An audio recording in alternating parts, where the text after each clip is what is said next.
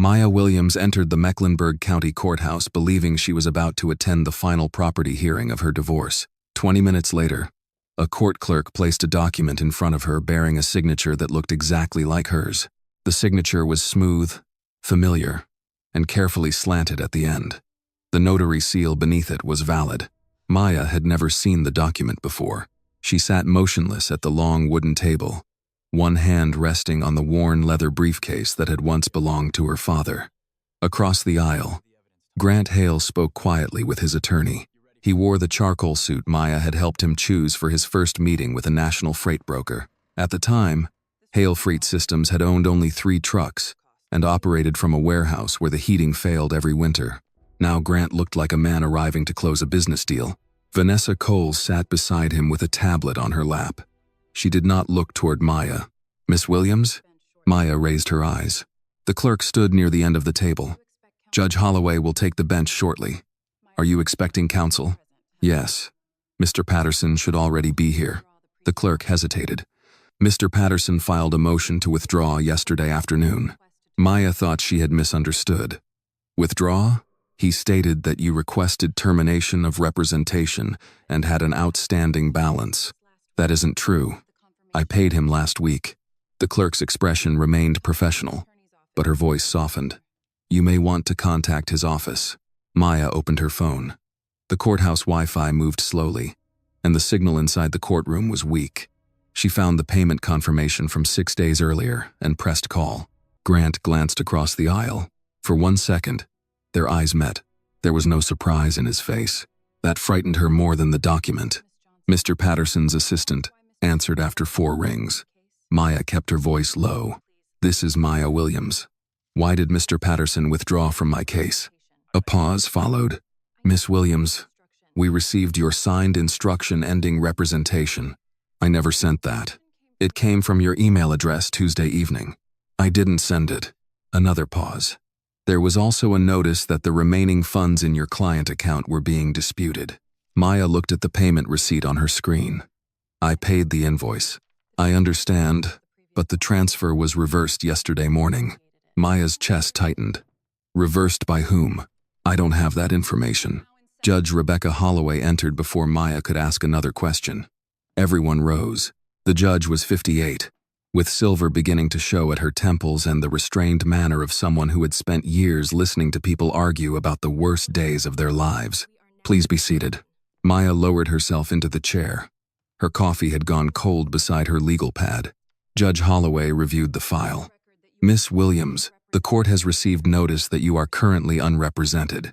"Yes, Your Honor, but I did not authorize my attorney to withdraw." "I understand that is your position. We will address it." "Mr. Bennett, you may proceed with the documents your client submitted." Grant's attorney stood. "Thank you, Your Honor." He carried 3 folders to the clerk. The first is a postnuptial property agreement signed 14 months ago. The second confirms that Miss Williams relinquished any ownership interest in Hale Freight Systems. The third concerns an unauthorized transfer of $180,000 from a corporate reserve account. Maya turned toward Grant. He did not move. Mr. Bennett continued.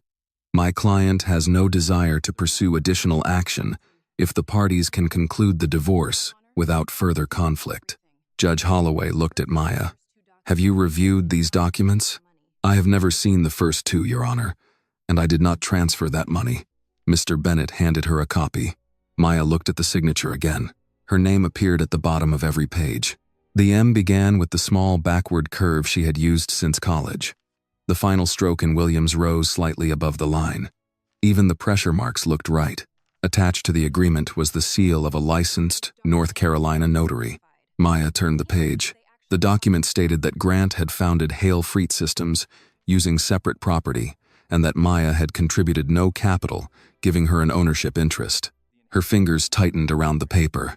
8 years earlier, she had transferred $120,000 from her father's estate to purchase the company's first trucks.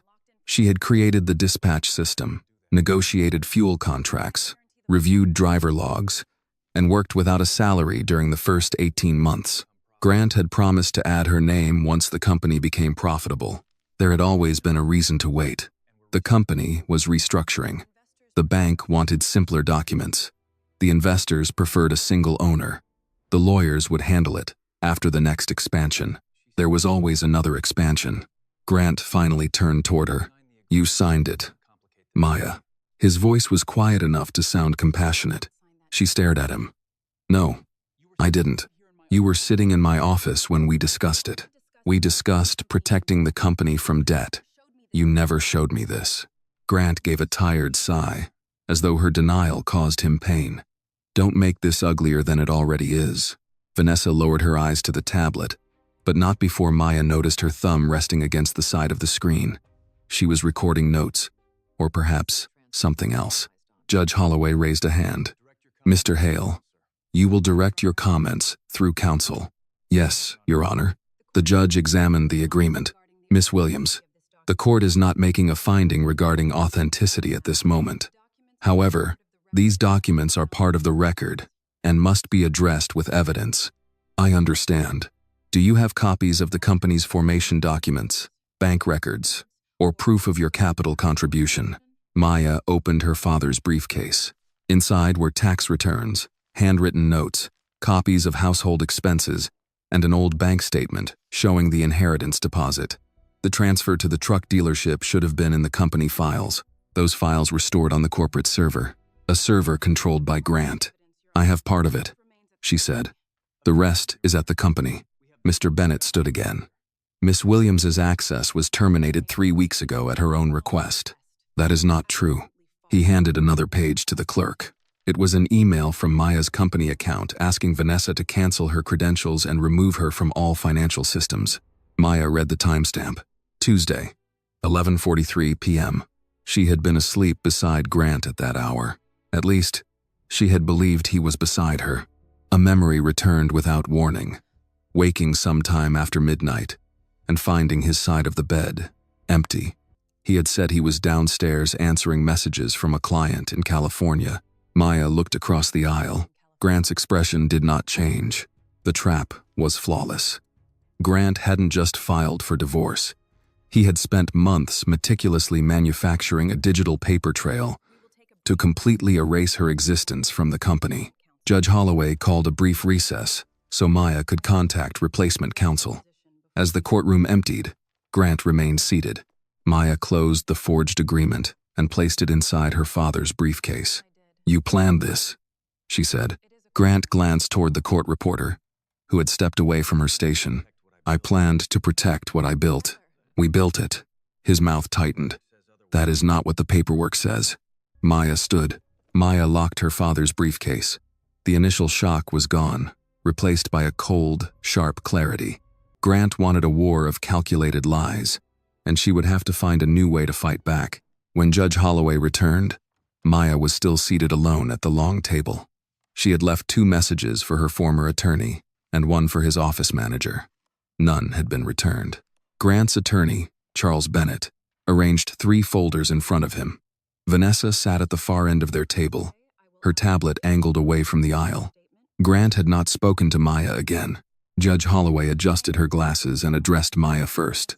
"Miss Williams, were you able to obtain counsel during the recess?" "No, Your Honor. I have contacted my former attorney, but he has not returned my calls." "Do you intend to dispute the authenticity of the documents submitted this morning?" "Yes." "Then you will need more than a denial. You will need admissible evidence." Maya nodded. "I understand." The judge turned toward Bennett. "Proceed carefully, Mr. Bennett. The court has not determined that any criminal act occurred." "Of course, Your Honor."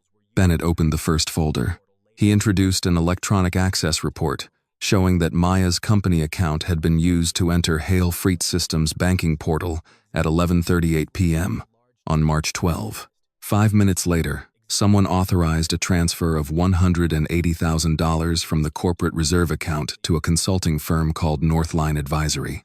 Maya knew the date. Grant had been in Atlanta for an investor dinner. She had spent the evening at home reviewing insurance renewals and had gone to bed before 11. "The access came from Miss Williams's assigned laptop," Bennett said. "The verification code was sent to her company phone." "That laptop stayed in my office," Maya said. Bennett faced her. "Were you the only person authorized to use it?" "Yes." Then how did someone else access it? I don't know. Grant lowered his eyes as though embarrassed on her behalf. Bennett handed another document to the clerk. The consulting firm received the funds the following morning. 2 weeks later, Northline issued a payment to an account associated with Miss Williams. Maya leaned forward. What account? Bennett read the final 4 digits. She recognized them, but not for the reason he expected. That was a temporary payroll account, she said. We used it 3 years ago when the main processor failed. It was closed. Our records show it was reactivated. By whom? That is one of the questions my client has been trying to answer. Grant finally spoke. I asked you about the reserve money, Maya. You said accounting was correcting an error. I was talking about a fuel tax adjustment. Judge Holloway raised a hand. Mr. Hale, direct your comments through counsel. Grant leaned back. Yes, Your Honor. Bennett opened the second folder. We also have a recording of a telephone conversation between Miss Williams and a representative of Piedmont Community Bank. A speaker was placed on the clerk's desk. Maya heard her own voice. I just need the money transferred before the divorce is final. The recording ended. The words sounded clear. There was no static, hesitation, or obvious break. Maya felt a chill move through her. That is my voice, she said. But that is not what I said. Bennett gave her a measured look. Are you suggesting the recording was fabricated? I'm saying I never made that statement. You just acknowledged the voice is yours. A person can use my voice without using the whole conversation. Judge Holloway looked toward Bennett. Do you have the original recording? We have the file provided by the bank. Provided to whom? To Hale Freight Systems during an internal review. Maya turned toward Vanessa. As Chief Strategy and Communications Officer, Vanessa had overseen the company's response to the supposed transfer. She also managed relations with the bank whenever Grant wanted distance from an unpleasant problem. Vanessa met Maya's eyes for less than a second before returning to her tablet. Bennett continued with a sworn statement from a representative of Northline Advisory. According to the statement, Maya had personally instructed the firm to return part of the transferred money to an account she controlled. Maya had never met the representative whose name appeared at the bottom. Then came the appointment calendar. It showed Maya scheduled for a private meeting with notary Patricia Wells at 3:30 p.m. on January 18. The subject line read, Post-nuptial agreement. I was not there, Maya said. Bennett produced a copy of the notary's journal. Maya's name, driver's license number, and signature appeared on the same line. The evidence did not merely support one allegation. Every piece supported the next. The transfer pointed to the account. The account pointed to Maya. The recording supplied motive. The post-nuptial agreement removed her ownership claim. Even her attorney's withdrawal now looked like part of a decision she had made willingly. The perfection of the evidence was its biggest flaw. Real corporate records were inherently messy and full of human error, but Grant's timeline was suspiciously flawless. Judge Holloway folded her hands. Miss Williams, do you have documentation showing where you were on January 18? Maya searched her calendar. The company account required a password she no longer possessed, but her personal phone still contained a few event reminders. I attended a vendor review that afternoon. Where? At Carolina Fleet Supply in Gastonia. Bennett looked through his notes. Do you have proof? There should be an invoice, visitor log, and meeting record. At Hale Freight Systems? Yes. The same company whose systems you are currently prohibited from accessing. Maya looked toward the judge. Your Honor, I need access to retrieve evidence. Bennett stood. My client objects. The company has already identified unauthorized transfers and altered records connected to Miss Williams's credentials. I did not alter anything. Judge Holloway considered both sides. The court will not restore unrestricted access today. However, Mr. Hale must preserve all potentially relevant records. No documents, emails, recordings, access logs, or backup files may be deleted or modified. Grant nodded. Understood. Maya noticed Vanessa's hand stop above the tablet. Judge Holloway continued. Miss Williams, I will allow a brief period for you to retain replacement counsel and challenge these documents. Until then, the joint accounts will remain frozen, and neither party may transfer marital assets outside ordinary expenses. Maya's stomach tightened. Your Honor, My personal checking account is connected to the joint account. My rent deposit and legal retainer are paid from it. File a request identifying necessary living expenses. The court will review it promptly. Bennett rose again. There is also the issue of company access. We request an order preventing Miss Williams from contacting employees about financial records. That would prevent me from finding witnesses, Maya said. It would prevent interference with an internal investigation. Judge Holloway looked directly at Maya. You may contact employees through counsel once you obtain representation. Until then, do not request, remove, or direct anyone to preserve records independently. The preservation order applies to the company. It sounded reasonable. That was what made it dangerous. Grant controlled the company. Vanessa controlled its communication systems. Maya had just been ordered to trust them, to preserve the evidence she needed against them. The hearing was continued for 10 days. Maya stepped out into the hallway, her mind racing as she tried to process the restrictions. Vanessa approached carrying 2 bottles of water. She held one out. Maya did not take it. You should accept the settlement, Vanessa said. Grant is still trying to protect you. From what? From what happens when financial accusations become public. You seem very certain they will. Vanessa lowered the bottle. I am certain investors do not wait for courts to decide what they believe. You were at the company the night my account was used. I am at the company most nights. You managed the internal review. That is part of my job. And my email? Vanessa's expression remained composed. Your email was your responsibility. Maya stepped closer, keeping her voice low. You built evidence that is too perfect. For the first time, Vanessa's composure shifted. It lasted no more than a breath. Be careful, Maya. Confusion can sound like accusation when someone is desperate. Vanessa walked back toward Grant before Maya could answer. Evelyn approached with an unyielding calm. Maya had called her during the recess but had not explained everything. Evelyn stopped beside her. How bad? Maya looked through the glass doors toward Grant, Bennett, and Vanessa. They have my signature, my email, my bank records, and my voice. Evelyn's gaze sharpened. Do they have the truth? No. Then they have a problem.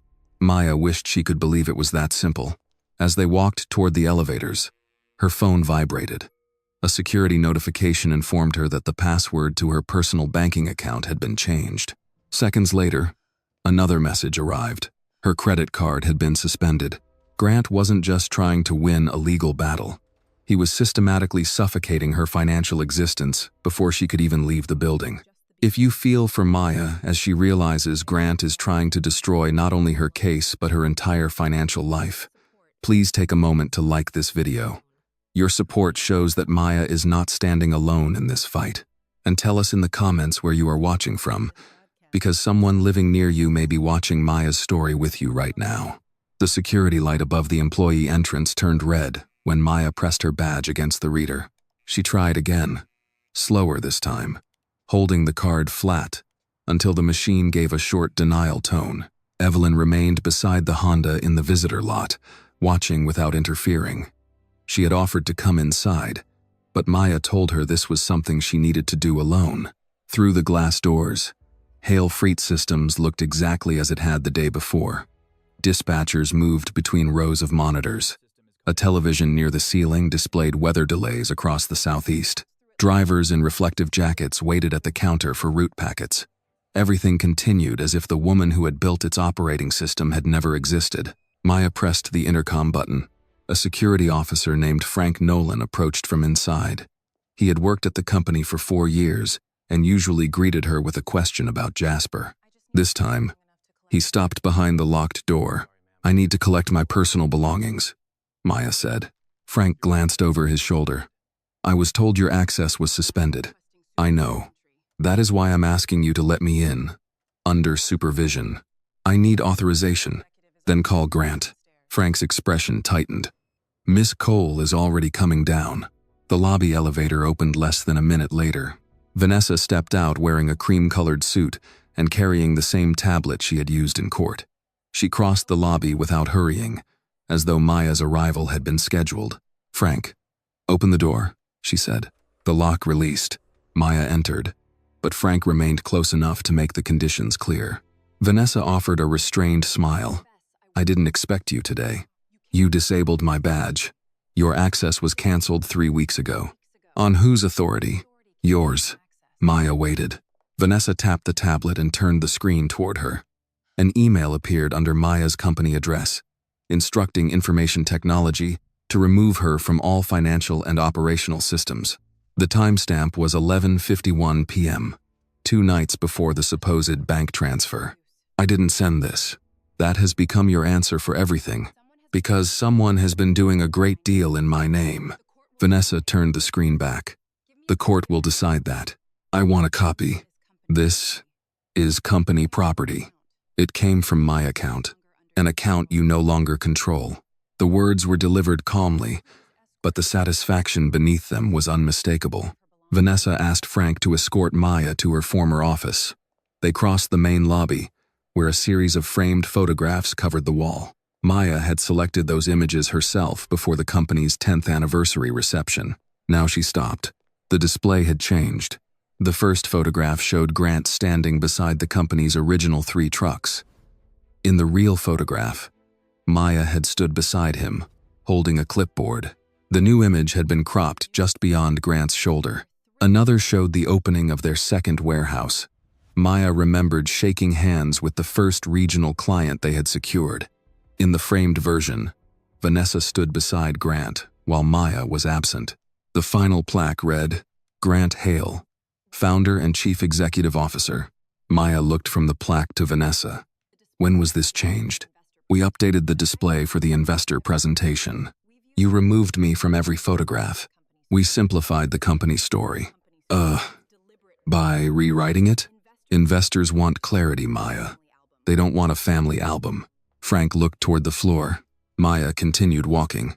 Her office door was open, but the room no longer resembled the place where she had worked. The desktop computer had been replaced. Her binders were gone from the shelves. A younger employee's nameplate sat on the desk. 2 cardboard boxes waited near the wall. That's everything? Maya asked. Everything identified as personal property. She opened the first box. It contained a coffee mug, 2 framed photographs, a spare pair of shoes, and several greeting cards from former employees. The second held an old desk lamp and a gray sweater. Her notebooks were missing. So was the red leather ledger that contained the earliest company expenses. Where are my work journals? Company records remain with the company. The red book belonged to my father. If it contains financial information, legal will need to review it. Maya turned toward Vanessa. It was in my locked drawer. The drawer was open during the internal investigation. By you? By authorized personnel. A small metallic object lay at the bottom of the first box. Maya picked it up. It was the brass key to the first warehouse they had rented near the airport. The building had been cold in winter and unbearably hot in July. She and Grant had eaten barbecue sandwiches on overturned crates because they could not afford office furniture. The key no longer opened anything they owned, but she closed her hand around it. Vanessa checked the time. Do you need help carrying the boxes? I'm not finished. You have everything you're entitled to take. A voice came from the doorway. Her nameplate is still in storage. Marcus Reed stood in the hall with a maintenance report tucked beneath one arm. His work shirt carried the company logo Maya had approved 8 years earlier. Vanessa's expression cooled. Marcus, this does not involve you. I was just answering the question. Maya studied him. What storage? The old records room. Vanessa stepped between them. Those materials are part of the preservation order. No one touches them without legal approval. Marcus nodded, but his eyes remained on Maya. Of course. Vanessa instructed Frank to take the boxes to Maya's car, then received a call and stepped into the hall. Marcus moved closer while Frank lifted the first box. I checked the access logs before they locked me out of the administrative side, he said quietly. Maya kept her voice low. You shouldn't be discussing records with me. I know what the order says. Then don't risk your job. Someone edited the logs after midnight. More than once. Who? I can't prove that yet. Marcus. The changes came through an administrator account assigned to communications. Vanessa's department. Maya glanced toward the hall. Do you have copies? not complete ones. There was an automatic compliance backup before the edits. Where is it? In a file set most people forgot existed. Marcus reached toward the report under his arm, but Maya stopped him. Don't give me anything. Not here. I kept a box of old compliance records. It has documents showing what you built. If I take company files, Grant will use it against me. Then I'll hold them until your lawyer asks properly. Maya nodded once. Do that. Vanessa returned before either of them could say more. Is there a problem? Marcus held up his maintenance report. Just checking whether this office needs to be added to the renovation list. It does not. He walked away without looking back. Vanessa watched him until he turned the corner. Outside, Frank placed the boxes in Maya's trunk and offered a quiet apology. Maya thanked him because he was following an order, not creating it. As she crossed the parking lot, she looked back at the building. Grant had removed her name from the walls, her access from the system, and her history from the photographs. Yet somewhere inside, a backup still existed that Vanessa had not found. Maya climbed into Evelyn's Buick. What did you learn? Evelyn asked. That they changed everything they could reach. And what did they miss? Maya opened her hand and showed her the brass key. I don't know yet.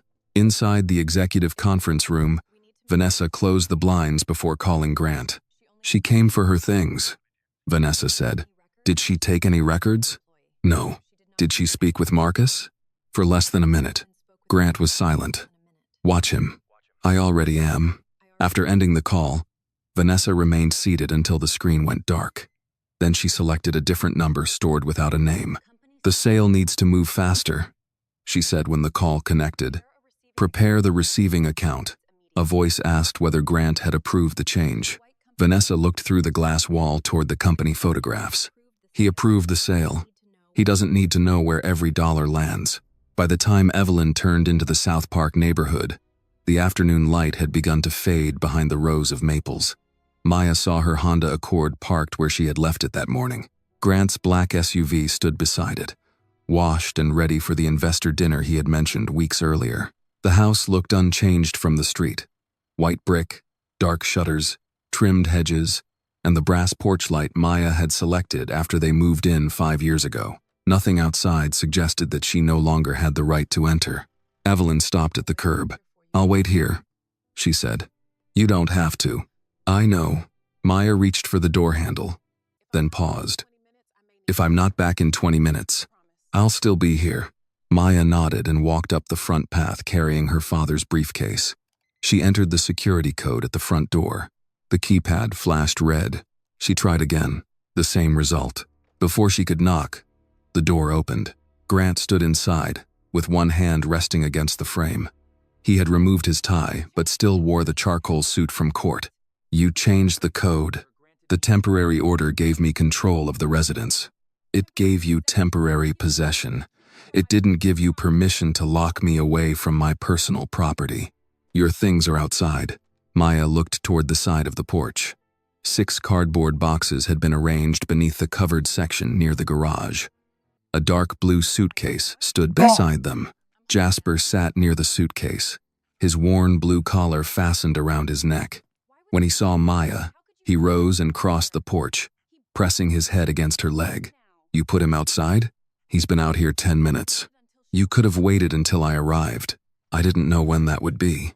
Maya rested, one hand on Jasper's back. I called you twice. I was speaking with counsel about changing the locks before the hearing was even over. Grant stepped onto the porch and pulled the door closed behind him. He held a folder in his left hand.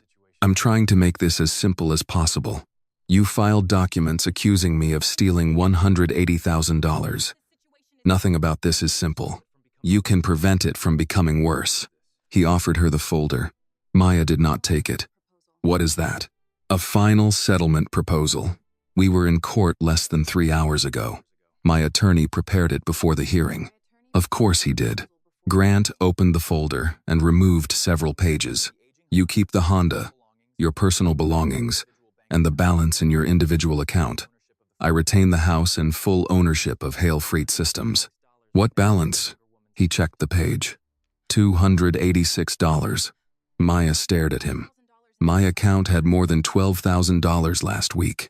The funds were connected to the joint account and are frozen. They weren't all marital funds.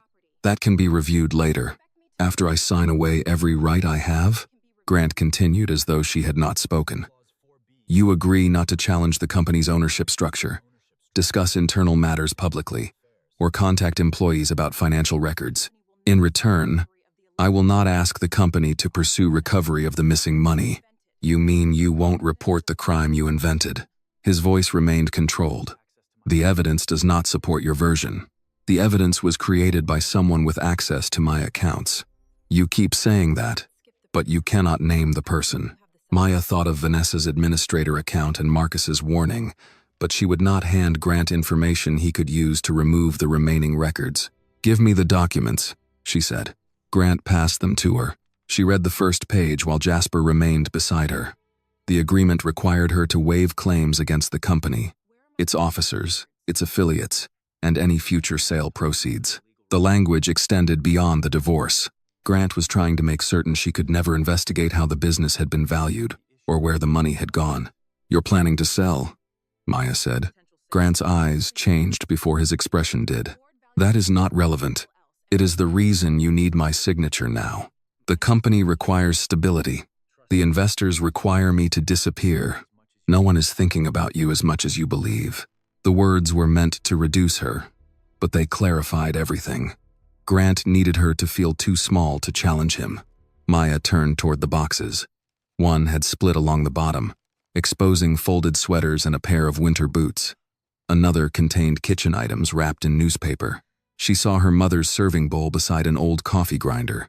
8 years had been sorted into whatever containers Grant's staff had found in the garage. She looked back at him. "Where are my financial records? Anything connected to the company is under legal review.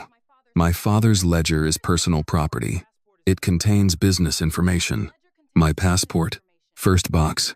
My birth certificate, also in the first box. The deed showing the inheritance transfer." Grant folded his arms.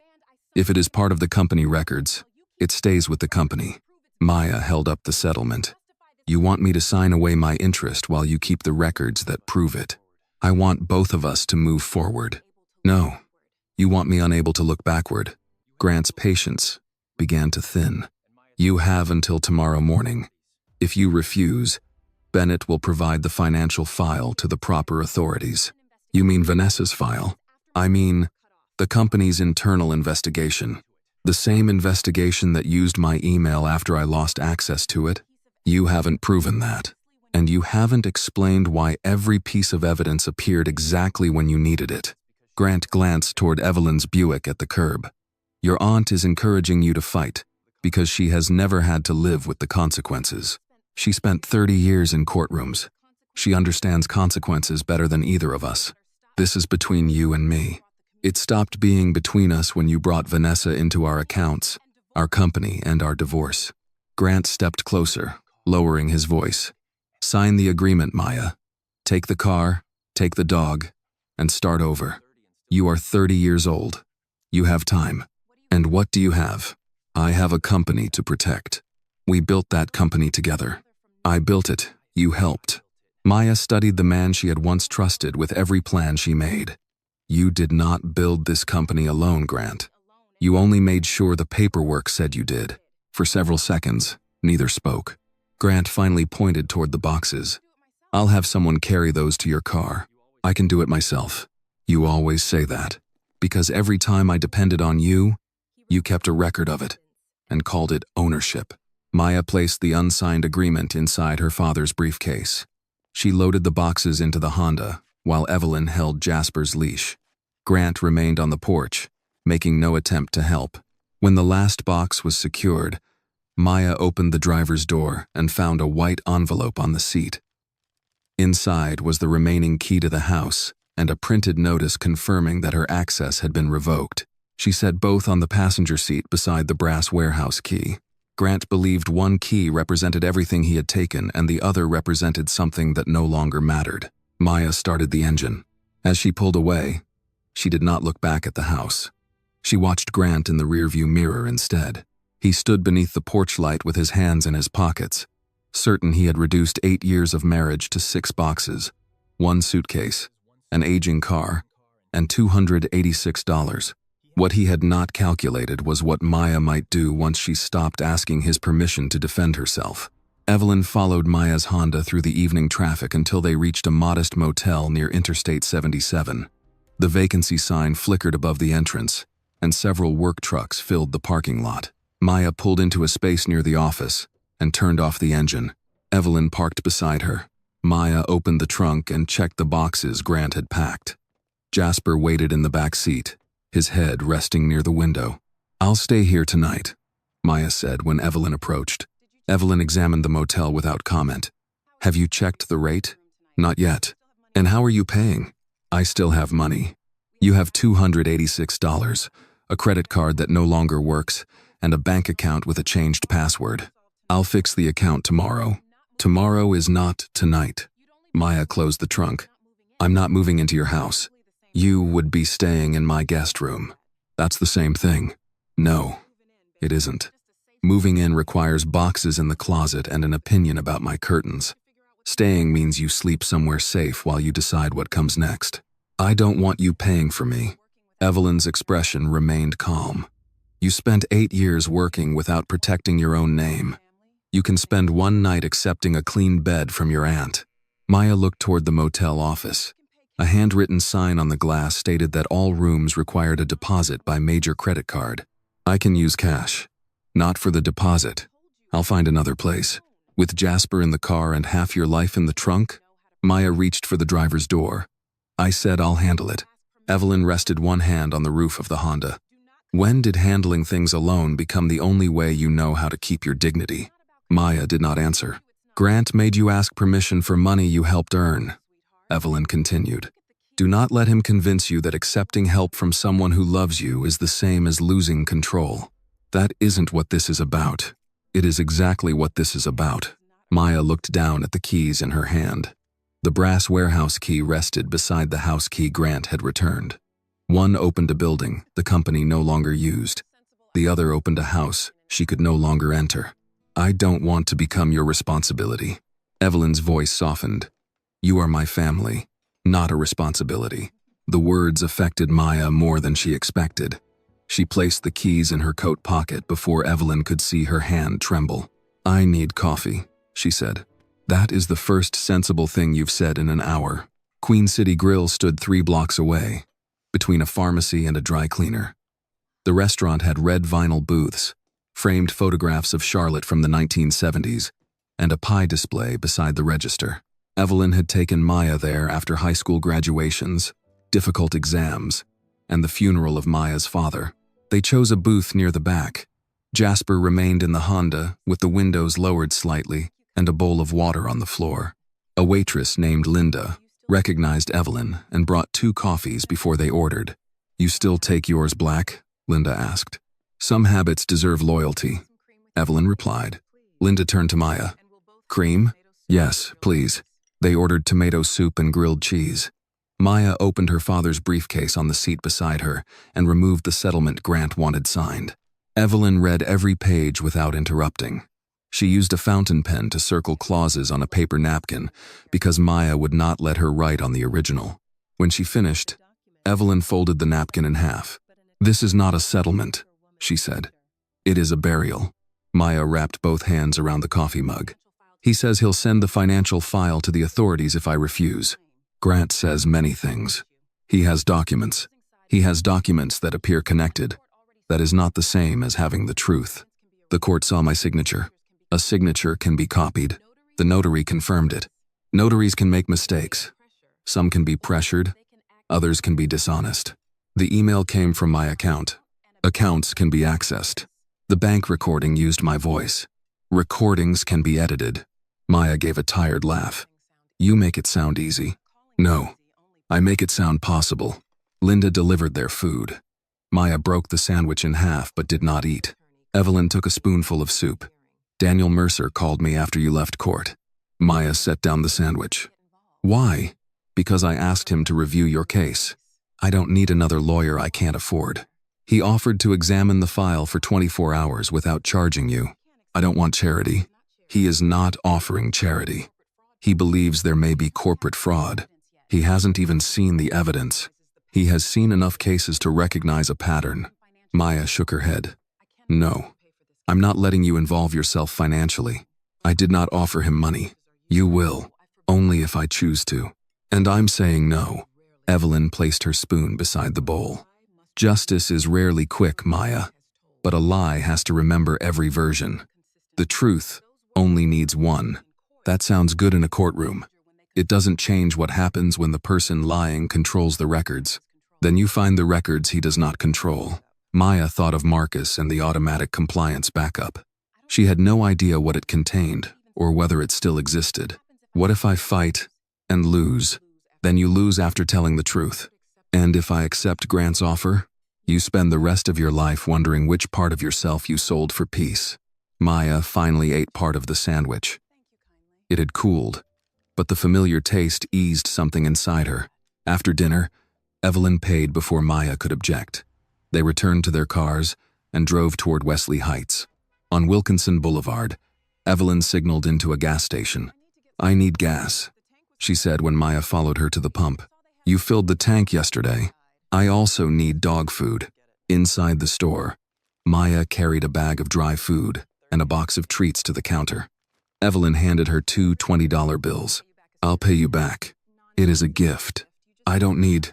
You need to learn how to receive one good thing without apologizing for it. A bright display beside the register advertised a $500 million lottery jackpot. Maya noticed the number, but looked away. The cashier scanned the dog food. Big drawing tonight. I don't play, Maya said. You used to, Evelyn replied. Once a year, on Dad's birthday. Her father had selected the same 5 numbers for nearly 20 years. He always said he was buying $2 worth of permission to imagine a different life. The cashier nodded toward the machine. Want one? Maya hesitated. Spending money on a ticket while she had less than $300 felt irresponsible. No. The cashier placed the receipt beside the bag. Maya picked it up, then noticed the date printed at the top. The final divorce order had taken effect less than 3 hours earlier. She thought about Grant standing on the porch, certain every useful part of her life had already been counted and taken. One ticket, she said. Evelyn did not smile or encourage her. She simply waited. Maya selected numbers connected to the people and places Grant could never claim. Her mother's birthday, the date her father completed his military service, the number of the house where she grew up, her graduation date, and the day she adopted Jasper. The ticket cost $2. The receipt recorded the purchase at 6:42 p.m. Maya slipped both into her coat pocket and carried the dog food outside. At Evelyn's house, she placed her suitcase beside the guest bed. Jasper settled on the rug near the door while Evelyn brought in the smaller boxes. Maya set her father's briefcase on the desk, then removed Grant's settlement proposal. She picked up her phone and called the number Evelyn had written on a napkin. A man answered on the 3rd ring. Daniel Mercer. My name is Maya Williams. Evelyn said you offered to review my case. I did. I can bring the documents tomorrow morning. I'll be in my office at 8. Maya looked at the forged agreement, the brass key, and the $286 shown on her banking notice. Mr. Mercer, I don't know whether I can win. Neither do I. His honesty caught her off guard. What can you promise? She asked. That I will separate what we can prove from what Grant wants everyone to believe. Maya closed the settlement folder. 8 o'clock, she said. I'll be there. After the call ended, she stood near the guest room window while evening settled over the neighborhood. Tomorrow, she would stop asking Grant to tell the truth. She would begin proving it herself. Maya woke before sunrise with her hand still resting on the settlement folder. She had fallen asleep at the small desk in Evelyn's guest room.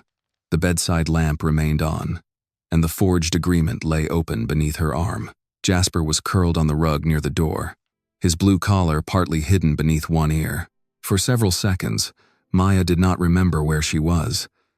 Then she saw the suitcase beside the bed, the cardboard boxes along the wall, and the brass warehouse key on the desk. The previous day returned all at once. She checked her phone. It was 6:14 a.m. There were 2 new messages from Grant. The The first had arrived shortly after midnight. The settlement offer expires at 9. The second was shorter. Do not make this harder than necessary. Maya read both without replying. She placed the phone face down and carried the forged agreement into Evelyn's kitchen. Evelyn was already awake. She sat at the table in a blue robe with the morning newspaper open beside a mug of black coffee. A small television on the counter played the local news at low volume. "You slept at the desk," Evelyn said. "How can you tell?" "You have a legal clause printed across your cheek." Maya touched the side of her face and found the faint mark left by the paper. "That seems appropriate."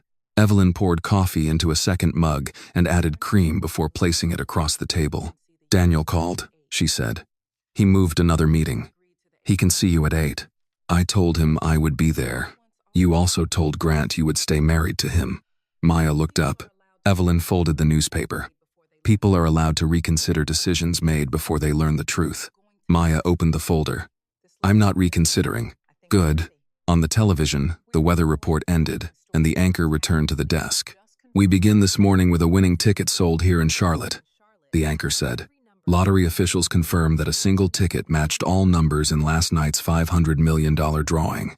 Evelyn glanced at the screen. Maya continued reading a paragraph concerning Hale Freight Systems and its future affiliates. The wording gave Grant protection against claims involving companies she had never heard of. The reporter appeared outside the gas station on Wilkinson Boulevard. The winning ticket was sold shortly before 7 last night. The identity of the buyer is not yet known. Maya stopped reading. The receipt. She searched the pockets of the coat, hanging over the back of a chair, but found only a folded napkin, her car keys, and 2 dog treats. "The ticket," she said. Evelyn turned from the television. "What about it?" "I left it in my coat." "You just checked the coat." "It was in the right pocket." Jasper raised his head at the word treat. He crossed the kitchen and pushed his nose against the coat. Before Maya could move it, he caught the edge of the fabric and pulled it from the chair. The coat fell onto the floor. A small white ticket slipped from beneath the inner lining and landed beside Jasper's paw. Maya bent down and picked it up. "You should keep important documents somewhere the dog cannot organize them," Evelyn said. Maya barely heard her. The winning numbers remained displayed along the bottom of the television screen. She checked the first number. It matched. The second matched as well. She moved to the third, then the fourth. Evelyn came around the table. "Maya, don't say anything." "I haven't. Please keep not saying anything." The fifth number matched. Maya looked at the final number printed in a separate box. It was the date she had adopted Jasper.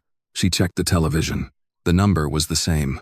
For a moment, the only sound in the kitchen came from the coffee maker warming on the counter. Maya placed the ticket flat on the table. "Check it." Evelyn adjusted her glasses. She read each number, then took out her phone and opened the official lottery website. "The television could be wrong," Maya said. "The official website is not. Check the date." "I am checking everything." "Check whether there were multiple winners." Evelyn entered the ticket numbers into the verification page. A message appeared on the screen. "Potential jackpot winner. Contact lottery headquarters." Evelyn lowered herself into the chair. Maya remained standing. "That does not mean it has been verified." "No. The ticket could be damaged." "It isn't. There could be another problem." "There could always be another problem." Maya looked around the kitchen. Nothing had changed. The same coffee sat on the table. The same forged agreement remained open beside it. Her suitcase was still in the guest room, and her bank balance was still $286. "This cannot be the same life I woke up in yesterday," she said. Evelyn reached for the ticket, then stopped before touching it. "Call Daniel. He handles corporate fraud, not lottery claims. This morning, he handles both." Daniel arrived 40 minutes later wearing a dark overcoat over his suit. He carried a leather portfolio and declined coffee until he saw the ticket lying between 2 sheets of clean paper. Then, he accepted a full mug. "Has anyone else seen this?" he asked. "No," Maya said. "Did you photograph it?" "No." "Did you sign the back?" "No." Daniel nodded. "Good. We do that first." He photographed both sides, recorded the ticket number, and instructed Maya to sign her legal name in the designated space. Evelyn found a clear document sleeve, and Daniel placed the ticket inside without covering the signature. "We will arrange secure storage today." he said. Until then, it stays with me only if you sign a receipt confirming temporary custody. Maya studied him. You think someone might take it? I think a $500 million ticket should never rely on trust when documentation is available. Evelyn gave Maya a meaningful look. Daniel ignored the exchange and examined the purchase receipt. 6:42 last night, he said. What time did the divorce order become effective? 4:18. Where did the $2 come from? Cash Evelyn gave me. As a loan? A gift, Evelyn said. Was that made clear before the purchase? Yes. Daniel wrote the details on a legal pad. The timing is favorable. The ticket appears to have been purchased after the marriage legally ended, using money given to Maya individually. That supports the argument that any winnings are separate property. Maya looked toward the forged agreement. Can Grant still make a claim? He can make any claim his attorney is willing to file. Whether it survives evidence is a different question. What do I do now? You do not call Grant. You do not contact the lottery office alone. You do not post anything online. And you do not tell distant relatives, former co-workers, or anyone who suddenly remembers how much they care about you. I wasn't planning to. You were also not planning to become the possible owner of $500 million before breakfast. Maya sat across from him. If I claim it, Grant will know. Yes. He'll use the divorce case. Yes. He'll say I hid the ticket. Daniel looked at the receipt again. The drawing occurred at 11 last night. The divorce became effective hours earlier. Unless you can see the future, you did not conceal winnings that did not yet exist. He created evidence once. That is why we preserve everything now. Daniel placed the receipt, photographs, and custody form inside separate sleeves. This money does not make the original case disappear, he continued. It may make it more dangerous. Yesterday, Grant had a reason to protect the company. Today, he may believe he has 500 million more reasons to control your story. Maya looked at the ticket beside the brass key and the forged agreement. One represented a company she had spent 8 years building. Another represented a fortune created by 6 numbers and chance. The third represented the lie Grant had prepared to take the first and deny her the second. What happens first? She asked. Daniel closed his portfolio. First, we prove when you bought the ticket. Then we prove what Grant did before you bought it. Outside, morning traffic moved through Wesley Heights. Inside the kitchen, Maya's coffee had gone cold again, but she no longer noticed. For the first time since entering the courthouse, Grant was not the only person preparing for what came next. Daniel's office occupied the 9th floor of a brick building in uptown Charlotte, 3 blocks from the county courthouse. By 10 that morning, the winning ticket had been placed in a bank safe deposit box. The purchase receipt had been copied twice, and Maya had signed an affidavit describing exactly where the $2 had come from. Daniel was reviewing the lottery claim forms when his assistant knocked and entered without waiting. You need to see this. She placed a tablet on his desk. A local news website displayed a grainy image of Maya standing at the gas station counter the previous evening. Her face was visible in profile.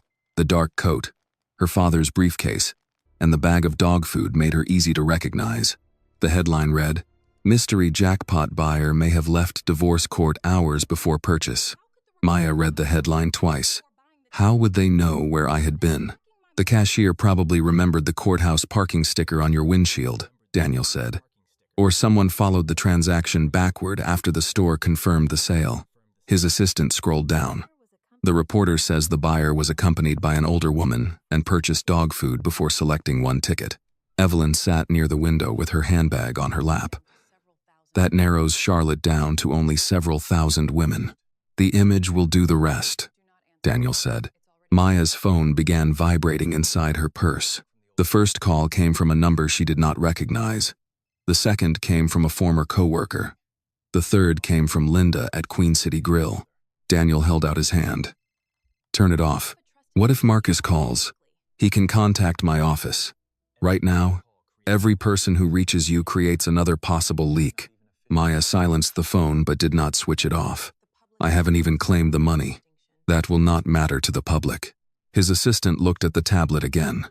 WCNV wants an interview. They say another station is preparing to identify her by name. Maya stood. Then let them. Daniel shook his head. If someone else tells the story first, they will fill every empty space with speculation. Grant will use that. What do you suggest? A limited statement. We confirm you possess the ticket. Explain that it was purchased after the divorce became final, and say nothing about the financial dispute. Evelyn studied him. Will the lottery office confirm the ticket? They will confirm that the ticket has been presented for preliminary review. They will not release funds or make a final determination today. Maya looked at the image on the screen. The woman in the photograph appeared tired and unaware that anyone was watching. Less than 12 hours earlier, she had been thinking about dog food, legal fees, and whether she could sleep in her aunt's guest room without feeling ashamed. Now strangers were discussing her marriage as entertainment. I'll do the interview, she said. Daniel pointed toward the settlement folder. Grant's attorney may contact you before airtime. He had all morning yesterday to tell the truth. That is not the same as being prepared for what he will do next. The interview was scheduled for 3:30 at WCNV 8. Daniel arranged for Maya to enter through a side entrance, but 2 photographers were already waiting near the employee parking area. They called her name as she stepped from Evelyn's Buick. Miss Williams, did you know you had won before the divorce? Did your husband leave you without any money? Are you planning to sue for the company? Daniel kept one hand near Maya's elbow without touching her. Do not answer. Inside, a producer named Carla led them through a corridor lined with photographs of former anchors and local election coverage. Maya was taken to a dressing room, where a makeup artist offered to cover the exhaustion beneath her eyes. No, Maya said. I want to look like the person who bought the ticket. The producer smiled uncertainly. We usually soften the lights. You can soften the lights. Don't soften what happened. Daniel reviewed the questions with the anchor before the broadcast. There would be no discussion of the alleged transfer, the forged agreement, or the pending corporate dispute. The interview would last 4 minutes.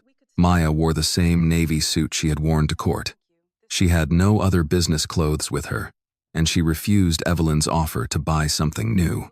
When the studio lights came on, Maya sat opposite anchor Caroline Nash. A sealed plastic sleeve containing a certified image of the ticket rested on the table between them. The original remained secured at the bank. Caroline began with a calm smile. Maya, less than 24 hours ago, you were leaving a divorce hearing. Today, lottery officials say you are holding the only known winning ticket for a $500 million jackpot. Have you been able to understand what has happened? Not completely, Maya said. Yesterday morning, I was trying to understand documents filed in my name. Last night, I bought 1 ticket while purchasing food for my dog. Those still feel like 2 different lives. Did you know the winning numbers before your divorce became final? No. The divorce order became effective at 4:18 yesterday afternoon. I bought the ticket at 6:42. The drawing took place at 11. Some viewers will wonder whether your former husband has a claim. That is a legal question, and I have counsel. What I can say is that I purchased the ticket after the marriage had legally ended. What are you going to do with the money? The ticket is still being reviewed. I have not received any money, and I have made no financial decisions. Caroline paused. How does it feel knowing your life may be completely different tomorrow? Maya thought of the locked front door, the cropped photographs at the company, and the forged signature resting in Daniel's office. My circumstances may change, she said. I'm still responsible for deciding what kind of person I will be when they do. Across Charlotte, Grant sat at the head of the conference table at Hale Freight Systems. 12 investors had gathered to discuss the proposed sale of the company. A financial presentation glowed on the screen behind Vanessa. One of the investors looked down at his phone, then toward the television mounted beside the conference room door. Turn that up. Vanessa stopped speaking. The television was already tuned to WCNV. Maya's face filled the screen. Grant did not react at first. He seemed to stop breathing. The investor pointed. Isn't that your former wife? No one at the table moved. On the screen, Maya remained composed beneath the studio lights. She wore the suit Grant had seen in court the day before. She looked neither defeated nor grateful. Vanessa reached for the remote and turned off the television. The interview has nothing to do with today's transaction, she said. Another investor leaned forward. A $500 million divorce dispute has everything to do with a transaction if it exposes undisclosed claims against the company. There are no valid claims, Grant said. Then why was she your director of operations for 8 years? Grant glanced at Vanessa.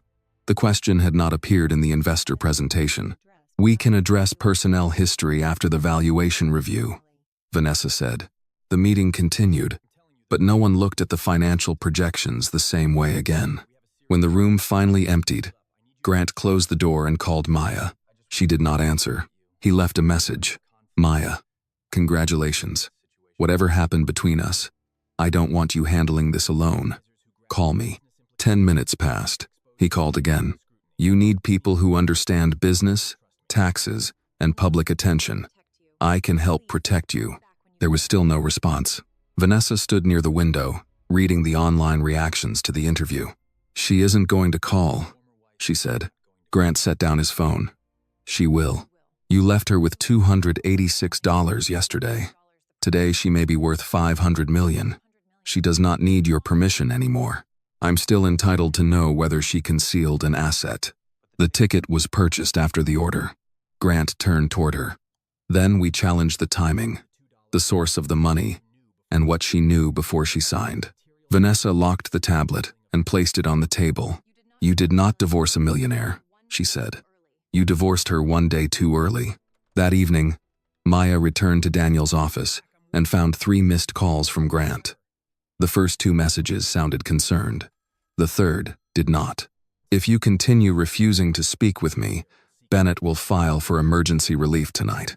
Daniel listened once, then saved a copy. Maya looked through the office window at the courthouse across the street.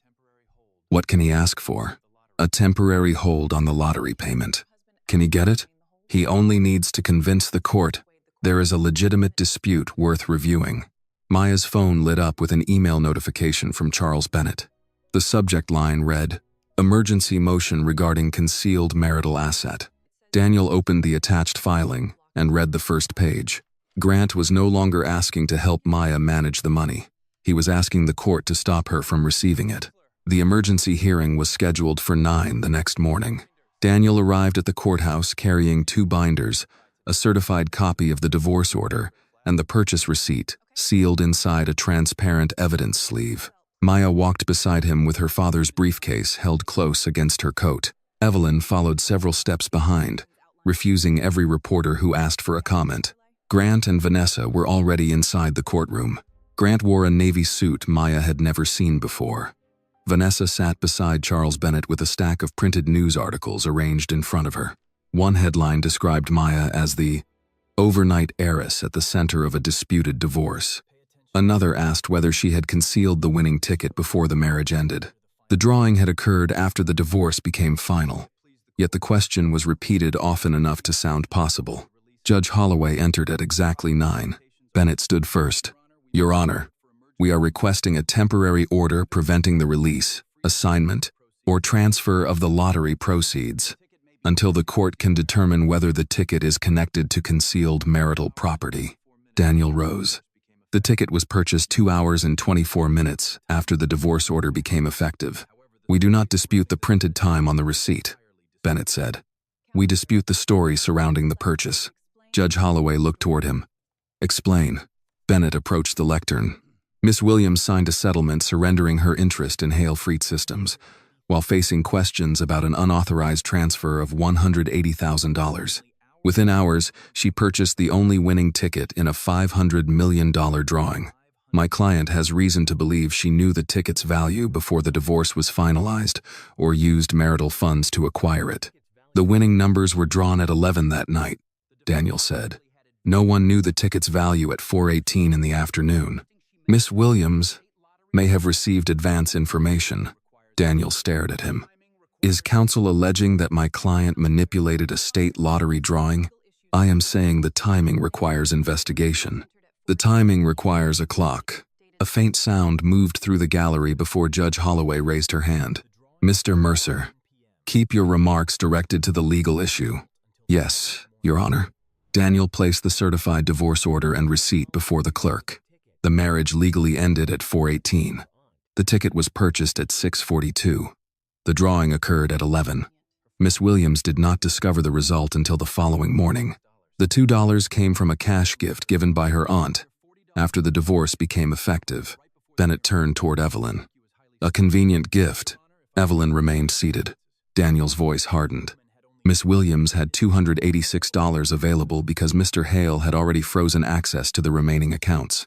Her aunt gave her $40 to buy food for her dog. That is not concealment. That is what happened after a woman was removed from her home. Grant leaned toward Bennett and whispered something. Bennett nodded. The numbers on the ticket also have significance within the marriage. Maya looked at Daniel. He had warned her this argument might appear. Bennett continued. People often select birthdays, anniversaries, addresses, and shared milestones. If the ticket resulted from information created during the marriage, my client may have an equitable claim. Judge Holloway looked skeptical.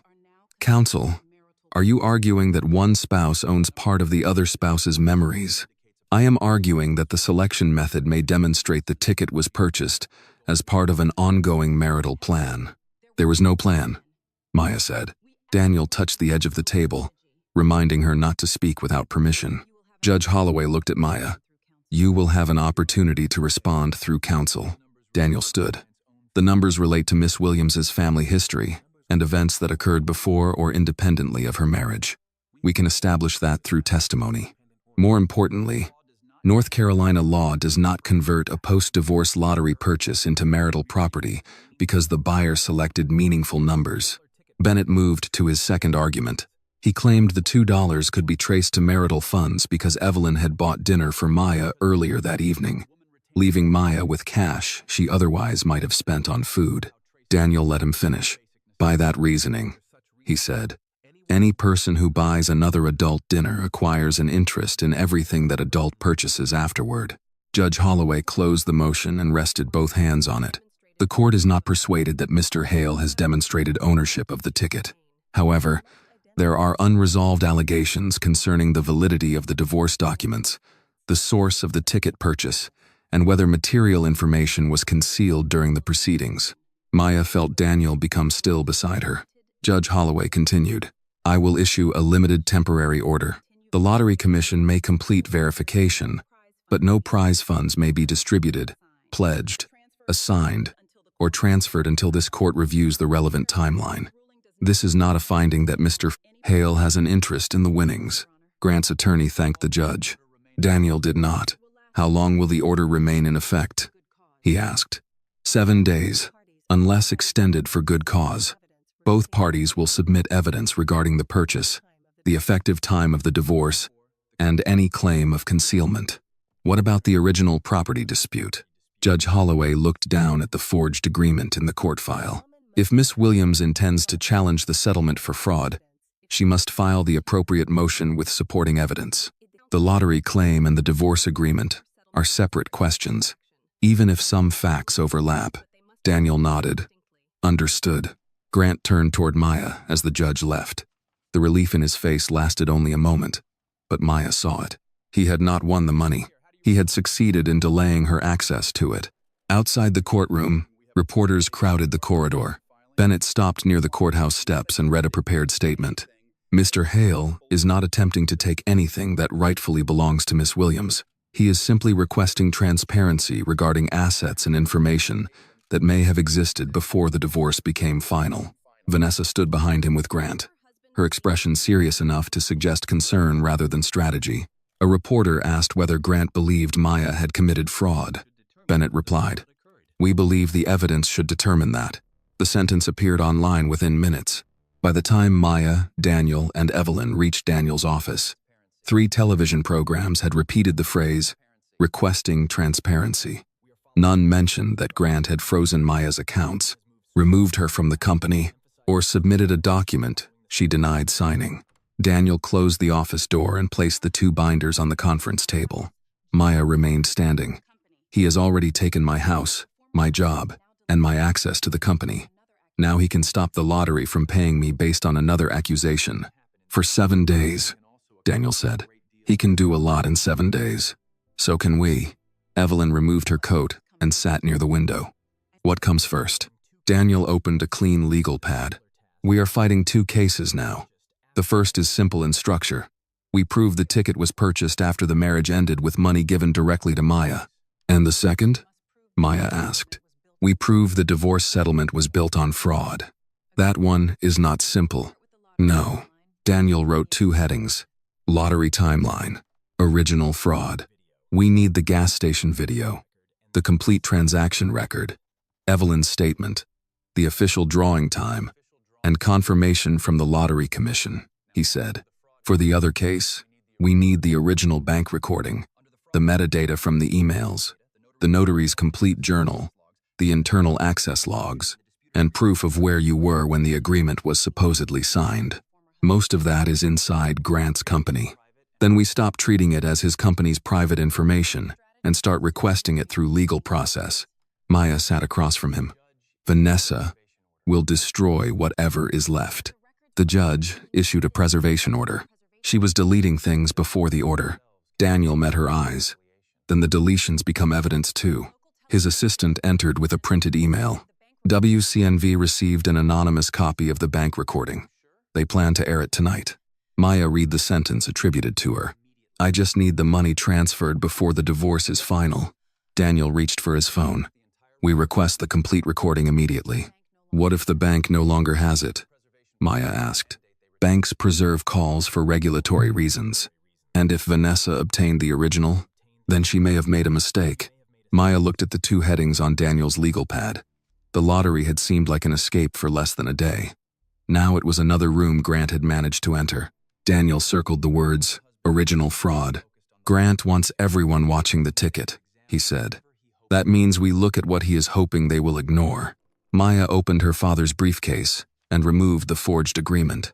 For the first time, she did not see it only as the document that had taken everything from her. She saw it as the place where Grant's plan might have left its first trace. At 6 that evening, WCNV aired the bank recording during its lead story. Maya sat at Daniel's conference table while her own voice came through the wall-mounted television. I just need the money transferred before the divorce is final. The station played the sentence twice. On the second replay, the words appeared in large white letters across the bottom of the screen. Caroline Nash explained that the recording had been provided by a source close to Hale Freight Systems. She reminded viewers that Maya denied transferring the missing $180,000, but the qualification came after the audio had already established the version most people would remember. Daniel muted the television. Did you ever say those exact words in that order? No. Think about every call you made to Piedmont Community Bank during the last 6 months. Maya closed her eyes and tried to separate ordinary business conversations from the noise of the past 2 days. She had spoken with the bank about fuel reimbursements, payroll deposits, insurance payments, and a refund from Carolina Fleet Supply. Then she remembered. There was a vendor refund. Daniel waited. Carolina Fleet Supply overcharged us for replacement parts. They agreed to return the difference, but the payment was delayed. I called the bank because the reporting period was about to close. What did you say? Something like, I just need the vendor refund transferred to the company account before the reporting period closes. Daniel wrote the sentence down. That contains most of the words used in the recording, but not divorce. Was divorce discussed anywhere else during the call? I may have told the representative that Grant and I were separating. I needed to know whether my authority on the company account had changed. Daniel called an audio forensics specialist named Dr. Simon Clark and sent him the broadcast clip. Simon agreed to perform an initial review that night, though he warned that a compressed television recording would reveal less than the original file. While they waited, Daniel's assistant brought in copies of 3 affidavits filed by Bennett less than an hour earlier. The first came from Harold Price, the representative of Northline Advisory. Price claimed Maya had instructed him to return part of the $180,000 to an account she controlled. The second came from Patricia Wells, the notary who supposedly witnessed Maya sign the postnuptial agreement. The third came from Calvin Ross, Maya's former attorney. Ross confirmed that he had received an email from Maya requesting that he withdraw. Maya read each document slowly. They have an answer for everything. They have a witness for every document. Daniel corrected. That is not the same thing. Harold Price says we spoke twice. Did you? I had never heard his name before court. Then we obtain his phone records. He can say we used another number. Then, he must identify it. Maya set down the affidavit. Patricia Wells has my driver's license number in her journal. Your license was copied for company records, insurance forms, hotel reservations, equipment rentals, and vehicle registrations. Vanessa could have accessed it. Wells says she saw me sign. Then we establish where you were. My calendar was on the company server. Carolina Fleet Supply may have its own records. Daniel asked his assistant to contact the supplier and request visitor logs, invoices, meeting notes, and security records from January 18. Maya looked at Calvin Ross's affidavit. He knows me. Why didn't he call before withdrawing? He believed the email came from you. He had my phone number. He also had a document carrying your electronic signature. People often trust a written instruction because it leaves a record. That is exactly what Grant counted on. Daniel leaned back in his chair. This plan required access to several systems at once. Your email, company calendar, electronic signature, banking correspondence, legal invoices, and internal records. Grant had access to most of those, but he did not manage them personally. Maya understood where he was leading. Vanessa. She administered executive communications, coordinated outside counsel, and supervised the internal investigation. Did she also have access to your calendar? Yes. Your email? She had administrator privileges for every executive account. Bank communications? She was copied whenever the company wanted a formal response prepared. Daniel drew a circle around Vanessa's name. One person could have connected all the pieces without appearing in any of them.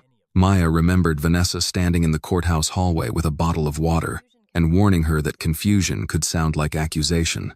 She knew what I would deny before I denied it. Daniel's phone rang. Simon Clark had completed his first review. The broadcast file contains at least 3 suspicious transitions, he said over speakerphone.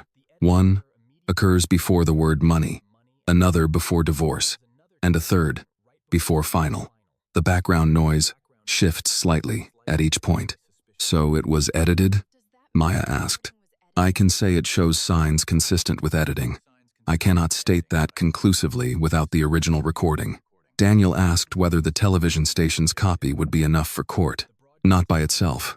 I need the bank's source file, preferably with metadata and the complete call. After the call, Daniel prepared a formal preservation request to Piedmont Community Bank. He also notified Bennett that any destruction or alteration of the original recording would violate Judge Holloway's order. Across town, Marcus Reed was still at Hale Freight Systems. Most employees had left, but the maintenance division operated late because 3 trucks were scheduled for overnight repairs. Marcus sat in his office, reviewing compliance logs from the prior quarter. An automated alert appeared on his monitor. Archive retention task initiated. The command involved communications records, executive email backups, and system access logs.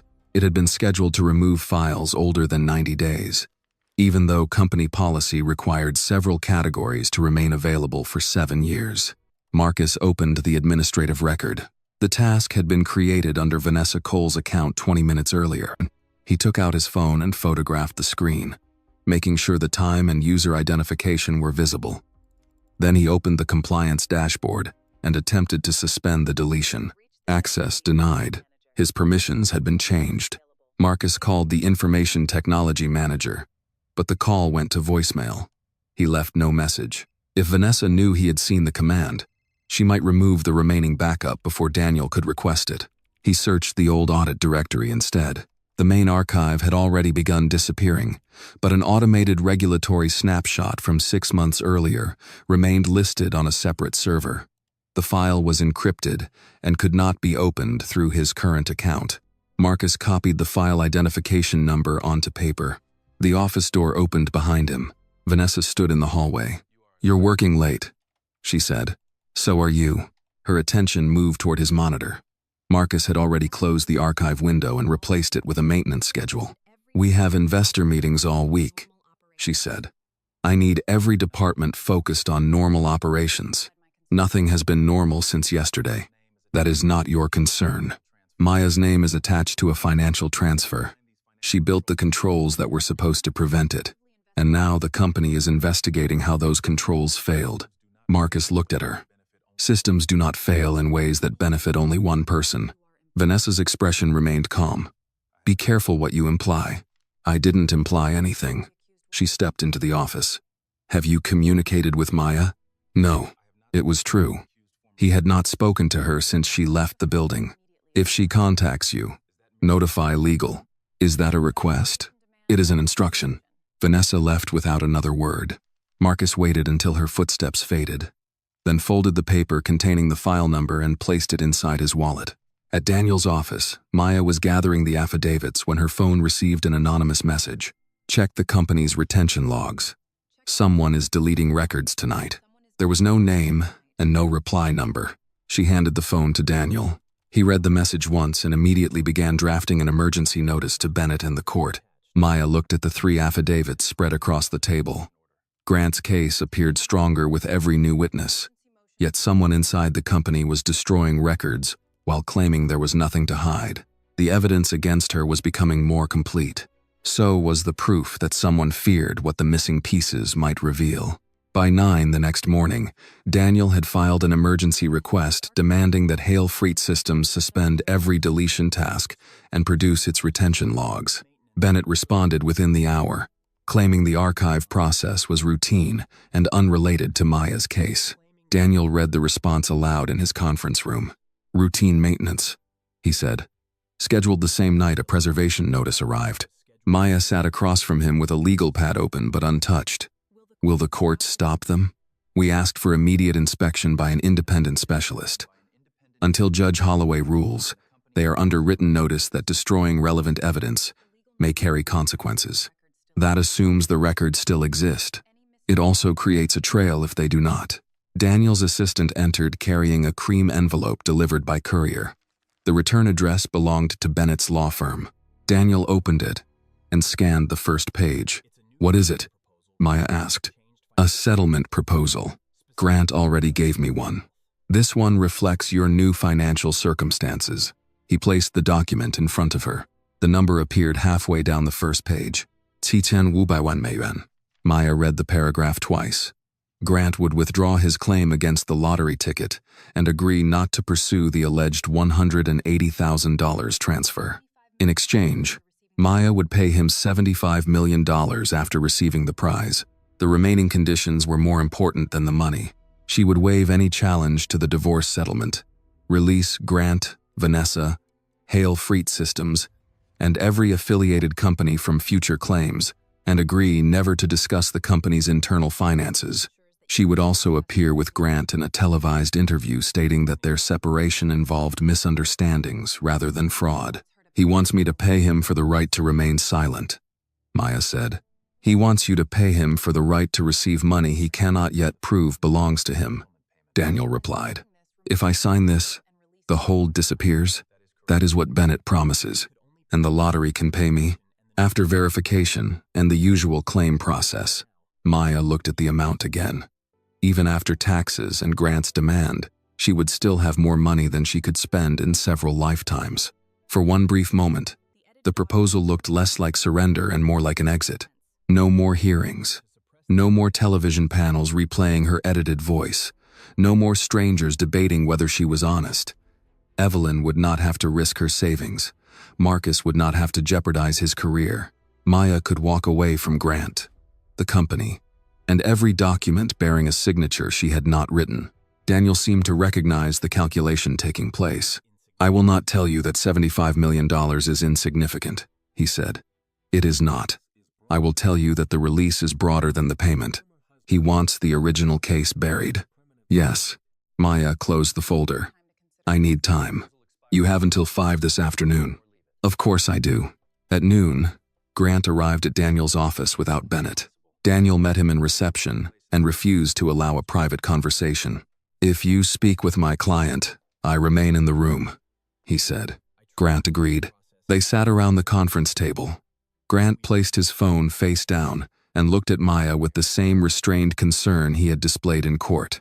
You look tired, he said. Maya did not respond. Grant turned toward Daniel. I'm not here to argue legal points. Then you came to the wrong office, Daniel said. I came because this has gone too far. You filed the emergency motion because Maya refused to speak with me. Maya folded her hands. My silence did not create your claim. No, but it left me no way to resolve this privately. You could have withdrawn the false documents. They are not false. Daniel spoke before Maya could answer. Mr. Hale, this meeting ends if you intend to repeat disputed allegations without counsel. Grant looked back at Maya. The offer gives both of us a way out. You keep most of the prize. I protect the company. We stopped tearing apart what took 8 years to build. You tore it apart before I entered the courtroom. I protected it from uncertainty. You created the uncertainty. Grant exhaled and leaned forward. You can afford peace now, Maya. Why would you choose a fight? Peace for whom? For both of us. You keep the house, the company, the hidden accounts, and $75 million. I keep whatever is left after paying you to call fraud a misunderstanding. You would still have hundreds of millions. That does not make your lie true. Grant's voice lowered. People will lose jobs if this continues. Investors are already asking questions. Lenders are reviewing our credit lines. You know what happens when confidence disappears. Maya had spent years protecting drivers, dispatchers, mechanics, and office staff from decisions made in executive rooms. Grant knew that responsibility would reach her more quickly than any threat against herself. If the company is stable, evidence will not destroy it, she said. Public accusations can destroy any business. Then stop making them. Grant's expression hardened. You think the ticket changes what happened before the drawing? It doesn't. No. It gives me the means to investigate what happened. That is exactly why this needs to end. The honesty of the sentence remained between them. Daniel leaned back. Mr. Hale, are you acknowledging that the settlement is intended to prevent further investigation? I'm acknowledging that endless litigation benefits no one. Maya opened the proposal and slid it across the table. Take it back. Grant did not touch it. Think carefully. I have. You have spent 2 days surrounded by people telling you to fight. They are not the ones who will live with the consequences. Neither are you. You arranged for me to carry them alone. You will regret refusing this. Maya held his gaze. I already regret trusting you. I can survive one more regret. Grant stood. The offer expires at 5. It expired when you walked in. He took the folder and left without another word. After the door closed, Maya remained seated. Daniel gathered the notes he had taken during the conversation. You understand that refusing may delay the prize for months. Yes, it may cost more than you expect. I know. Evelyn had been waiting in Daniel's smaller office. She entered carrying 3 coffees and set one in front of Maya. You heard? Maya asked. The walls are not as thick as Daniel believes. Daniel accepted a cup. They are thick enough for attorney-client privilege. Evelyn sat beside Maya. Do you feel relieved? No.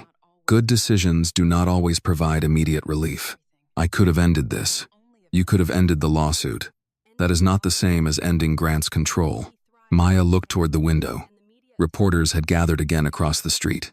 What if people at the company lose their jobs? Grant will use every decent part of you as leverage if you allow him. He knows I care about them. He also knows you have spent years accepting blame to protect everyone else. Maya wrapped both hands around the coffee. I don't want this to become revenge. Then do not seek revenge. Seek records, witnesses, and facts.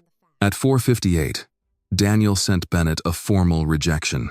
2 minutes later, WCNV interrupted its afternoon programming. The full edited bank statement appeared on the screen again, followed by a new report claiming sources within Hale Freight Systems had uncovered evidence that Maya intended to move money before the divorce. Within minutes, the clip spread across national websites. Grant had not waited for the deadline. He had prepared the attack before offering peace. Daniel watched the coverage without sound. Now we know the proposal was never his only plan. Maya looked at her own face beside the words, "Financial questions grow." She had refused $75 million because she would not purchase freedom with silence. Grant's answer was to make the lie louder. Her phone vibrated with a message from an unknown number. I found the backup. They know I found it. Maya handed the phone to Daniel. He read the message, then reached for his coat. Marcus is in trouble. Maya stood. We cannot contact him directly. "We are not going to the company," Daniel said. "We are going to make sure the evidence does not disappear with his access." Daniel did not call Marcus.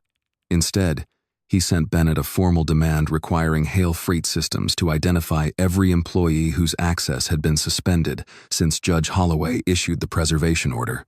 The response arrived 23 minutes later. Marcus Reed had been placed on administrative leave for violating the company's data security policy. "They moved fast," Maya said. Daniel closed the email. "That means Vanessa knew he had found something. What can we do?" "Protect the evidence without asking Marcus to break the court's order."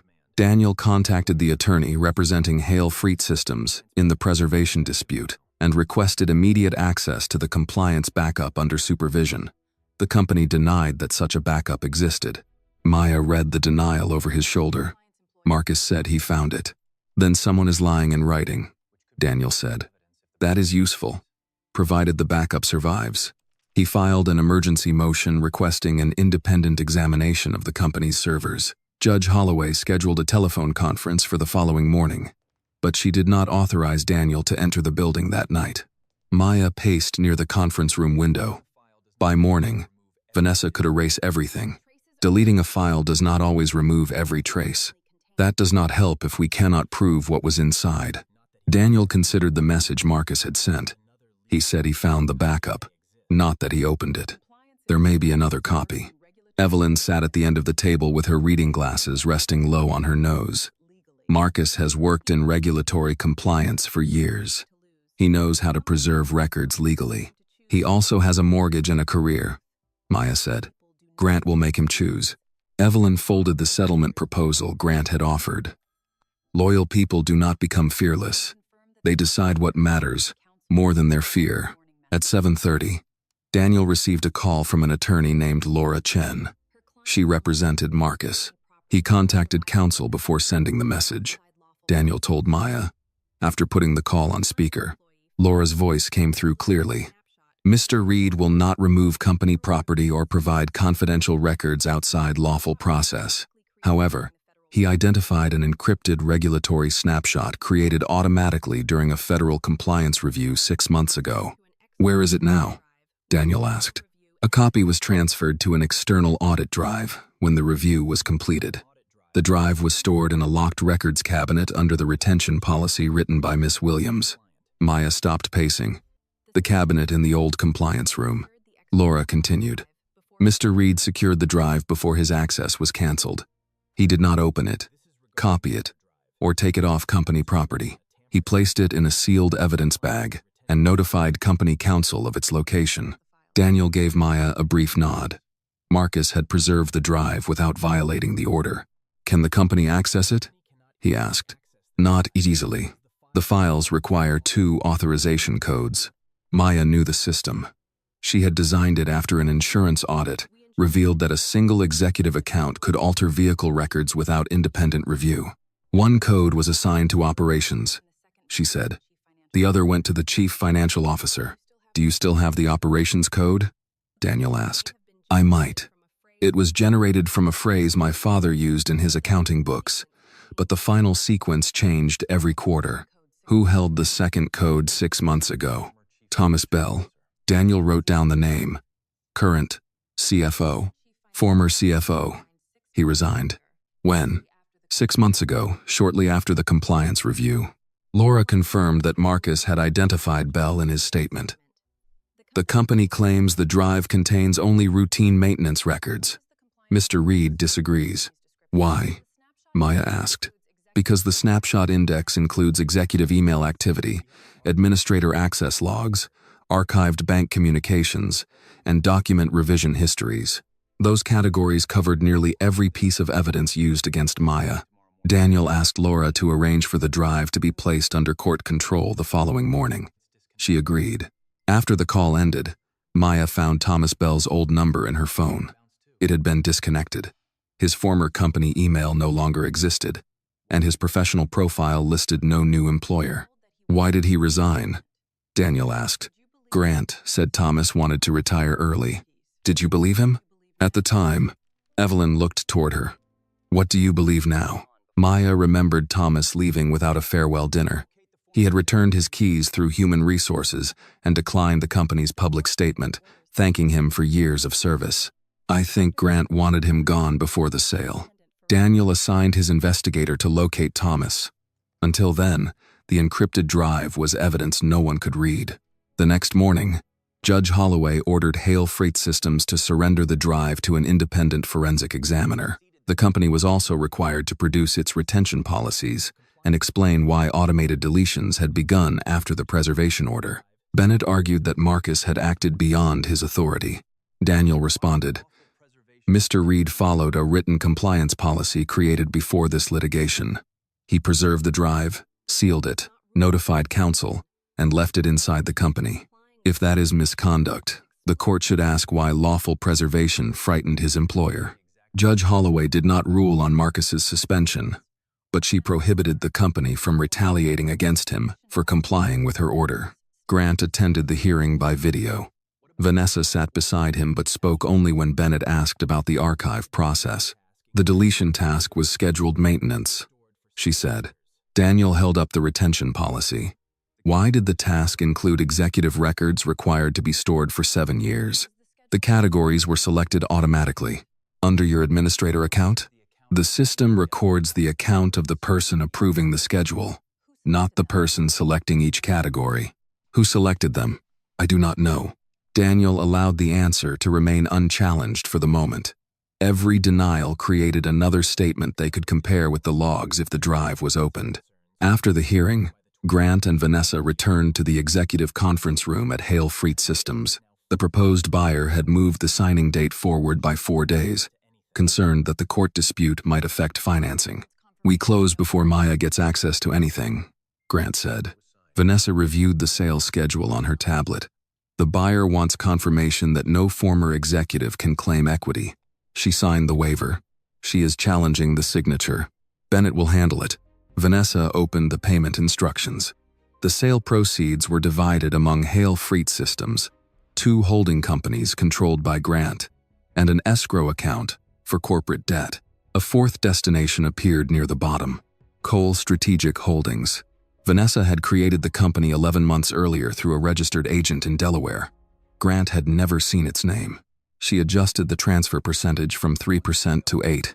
Grant walked to the window overlooking the truck yard. Once the sale closes, Maya can fight over an empty company. Vanessa locked the tablet. Exactly. Across town, the forensic examiner delivered the encrypted drive to Daniel's office under a court-approved custody agreement. He connected it to an isolated computer and confirmed that the files were intact. "Can you open them?" Maya asked. "Not without both codes." She entered the current version of the operations sequence from memory. The system rejected it. She tried the previous quarter's sequence. The first authorization light turned green. The screen displayed a second request.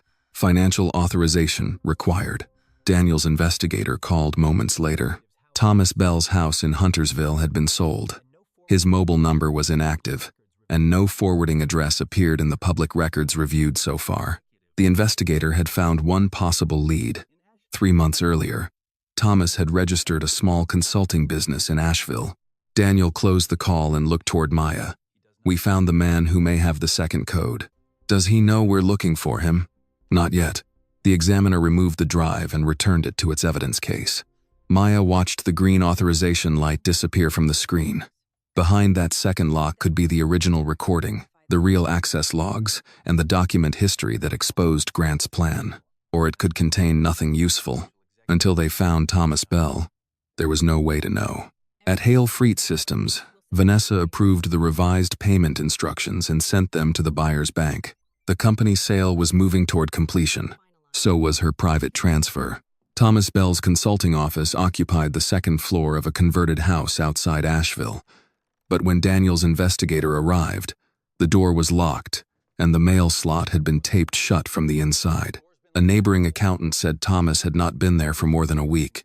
"He comes and goes," the man explained over the phone. "Doesn't tell anyone where." He closed his Charlotte life quickly. Daniel placed the call on speaker, while Maya sat across from him. "Did he leave a forwarding address?" "No. His business mail goes to a private box. Can you find the box location?" "I'm working on it." The call ended, Only 3 days remained before the evidentiary hearing.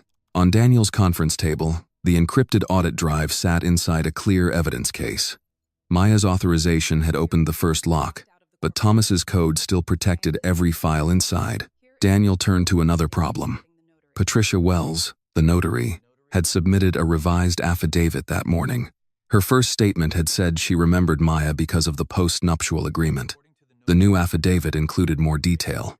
Wells now claimed Maya had worn a gray coat, carried a brown leather briefcase, and asked whether signing the document would prevent future disputes over Hale Freet systems. She also said Grant had not attended the appointment. Maya read the description twice. "I owned a gray coat, and I carried this briefcase almost every day." Both were visible in company photographs, Daniel said. She added details after my interview appeared on television. "That will be part of our cross-examination. She says I gave her my driver's license. Your license was copied in the company's personnel system. She says we spoke for 20 minutes. Daniel removed his glasses. Detailed testimony can sound convincing. It can also create more facts that must survive comparison. Maya wanted to believe him, but every new detail made Wells's statement easier for strangers to accept. Daniel's assistant entered with another report. Grant had retained a forensic document examiner named Dr. Arthur Sloan. After reviewing the postnuptial agreement and several genuine samples, Sloan concluded that the signature was consistent with Maya's natural writing and showed no obvious signs of tracing. "He examined a copy," Daniel said. "He says the original was electronically executed," his assistant replied. "According to the report, there may never have been a paper original." Maya gave a quiet, humorless laugh. "So the lack of an original supports him instead of me. For now," Daniel said. The afternoon news repeated Sloan's conclusion before Maya's own expert had completed a review. One commentator described the dispute as a case of regret after an unfavorable divorce. Another asked why Maya had not challenged the agreement earlier if it was false. No one mentioned the emails that had disappeared from her account or the midnight deletion order at the company.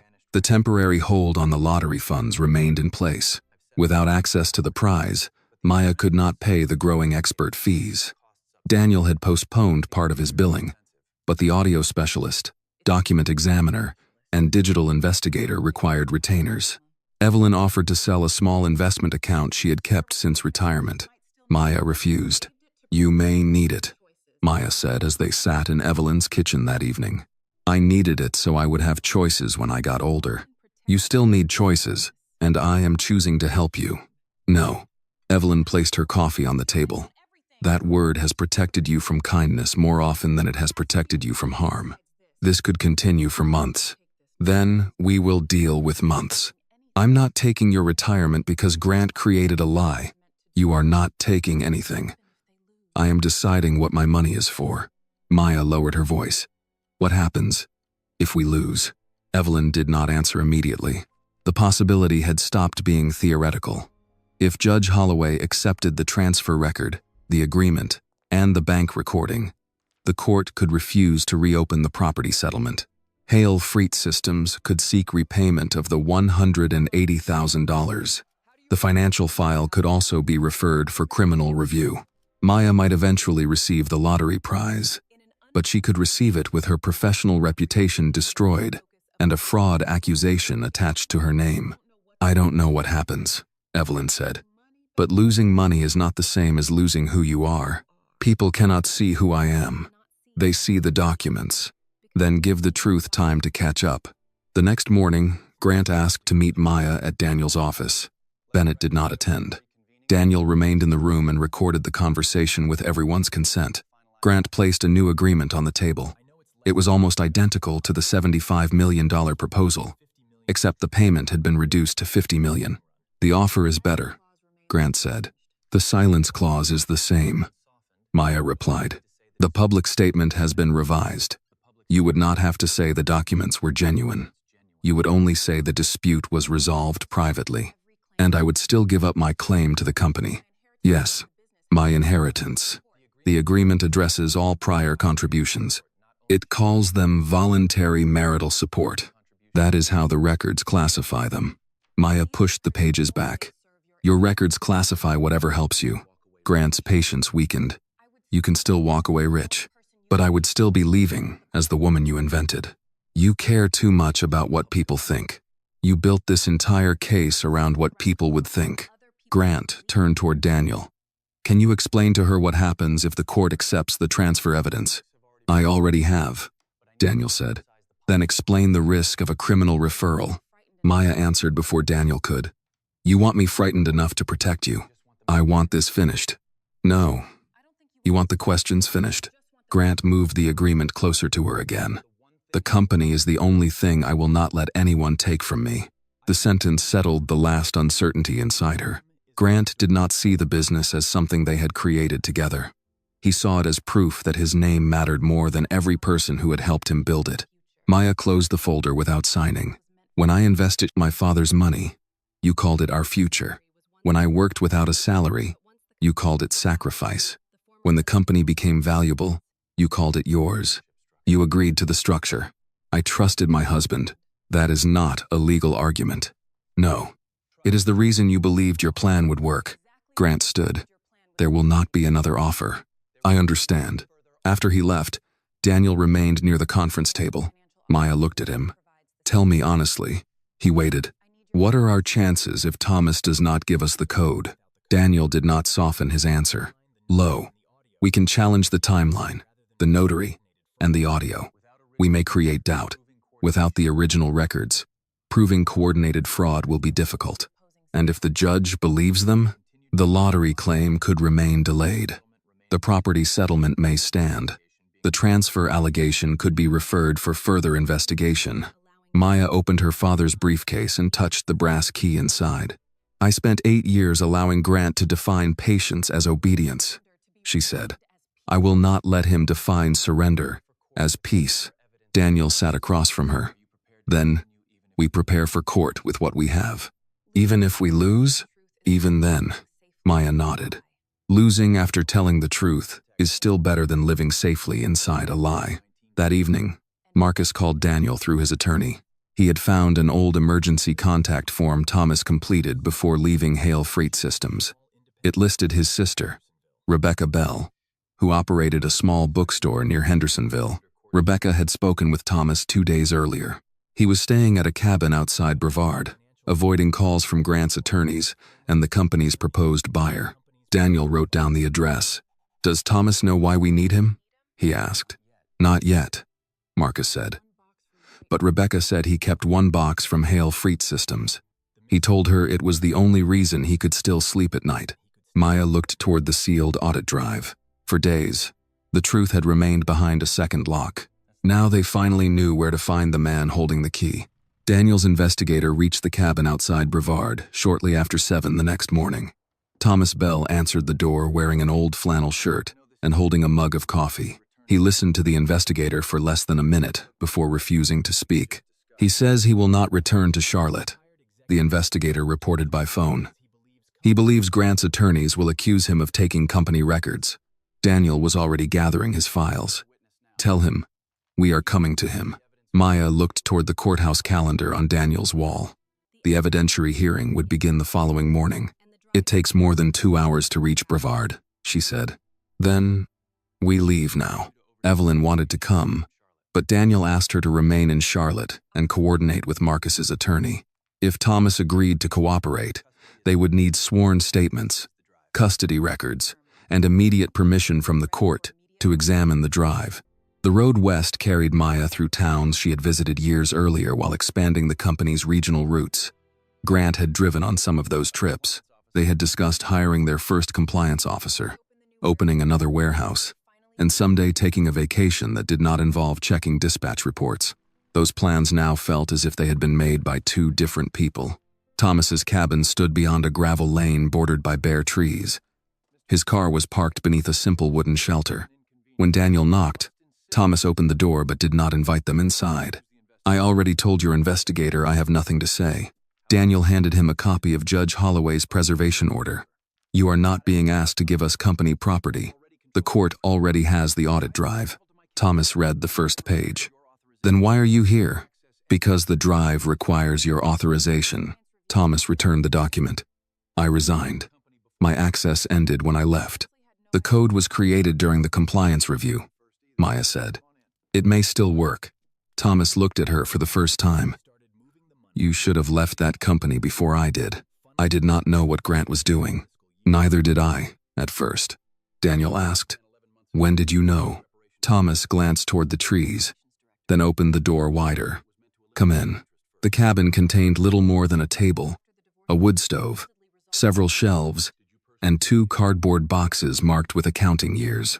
Thomas placed his coffee beside a stack of bank statements. Grant began moving money through holding companies 11 months ago, he said. He called it preparation for the sale. Were the transfers disclosed to Maya? Daniel asked. No.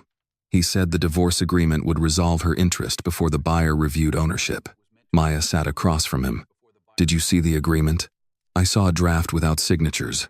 I told Grant it did not match the company's original funding records. What did he say? That my job was to certify the current books, not rewrite history. Thomas opened one of the boxes and removed a folder. Inside were copies of financial summaries, internal memoranda, and a resignation letter. I kept these because I knew the final statements were incomplete, he said. I did not take private customer data. I kept copies of reports I had signed. Daniel reviewed the pages. Why didn't you report the transfers? I asked questions. Grant removed me from the sale meetings. Vanessa began answering financial requests that should have come to my office. Then, I was offered a retirement package with a confidentiality agreement. You signed it? Maya asked. I signed an agreement not to disclose legitimate business strategy. I did not agree to conceal fraud. Daniel placed the encrypted drive's custody form on the table. Will you provide the second code under court supervision? Thomas remained uncertain. If the files contain what I think they contain, Grant will say I helped create them. The drive was generated automatically, Maya said. The system records who entered, changed, and approved each item. Thomas looked at her. You designed that protection. Because you warned me one executive account had too much power. A faint change passed across his face. I had forgotten that. I hadn't. Thomas reached for a small black notebook. He turned several pages until he found a line of letters and numbers written beside the date of the Federal Review. I will enter it myself, he said, with the examiner present. They returned to Charlotte shortly after 2. Daniel contacted Judge Holloway's clerk from the car and requested an emergency conference. Bennett objected, arguing that Thomas was a former employee with confidential information. Judge Holloway allowed the code to be entered by the independent examiner, provided no one viewed the contents until a verified forensic copy had been created. At 4 to 10, Thomas typed the sequence into the isolated computer. The second authorization light turned green. A directory opened containing more than 12,000 files. The examiner began by checking the index, executive email activity, administrator logs, bank call archives, document revision histories, deleted calendar entries, and sale payment instructions were all present.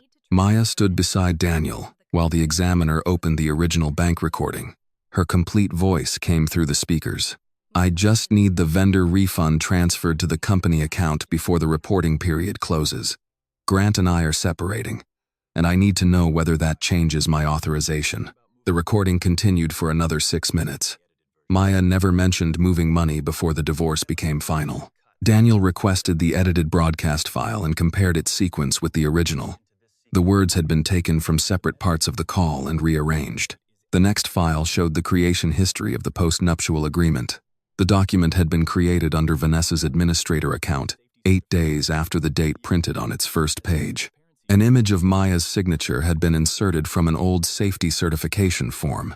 Another log showed Vanessa accessing Maya's email, sending the instruction to Calvin Ross, and deleting the sent message afterward. Thomas moved closer to the screen. Open the approval messages. The examiner searched Grant's account. A thread appeared between Grant and Vanessa. When she signs, remove her access and move the rest before new counsel appears.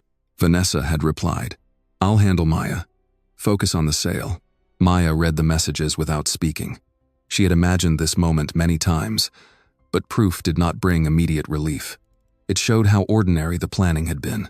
Grant had discussed destroying her reputation between notes about investors, meeting schedules, and payment instructions. Daniel continued reviewing the sale files. One set of records showed Grant directing money through 2 holding companies that had not appeared in the divorce disclosures. Another showed Vanessa replacing part of the payment instructions with an account connected to Cole Strategic Holdings. Thomas looked at Daniel. Grant does not control that company. Who does? Maya asked. Vanessa. The scheme had another layer. Grant had planned to cheat Maya, while Vanessa had planned to cheat Grant. By 6, Daniel had enough verified material to file an emergency motion, asking the court to admit the newly recovered evidence. Marcus submitted a sworn statement, explaining that the drive had been created automatically during a lawful compliance review and preserved under a policy written months before the dispute. Thomas signed his own affidavit and agreed to testify. Judge Holloway scheduled argument for 8 the following morning. 1 hour before the main hearing, Maya returned to Evelyn's house after midnight. Jasper met her at the door, and Evelyn was waiting at the kitchen table with coffee and a plate covered by foil. Did you find it? Evelyn asked. Maya placed copies of the verified logs beside the brass warehouse key. We found more than Grant knew existed. The next morning, Grant took the witness stand and presented himself as the husband who had spent months trying to protect a company from financial misconduct. Vanessa sat behind Bennett, composed and prepared. For the first hour, their story held together. Then Daniel stood with the recovered audit records in his hand.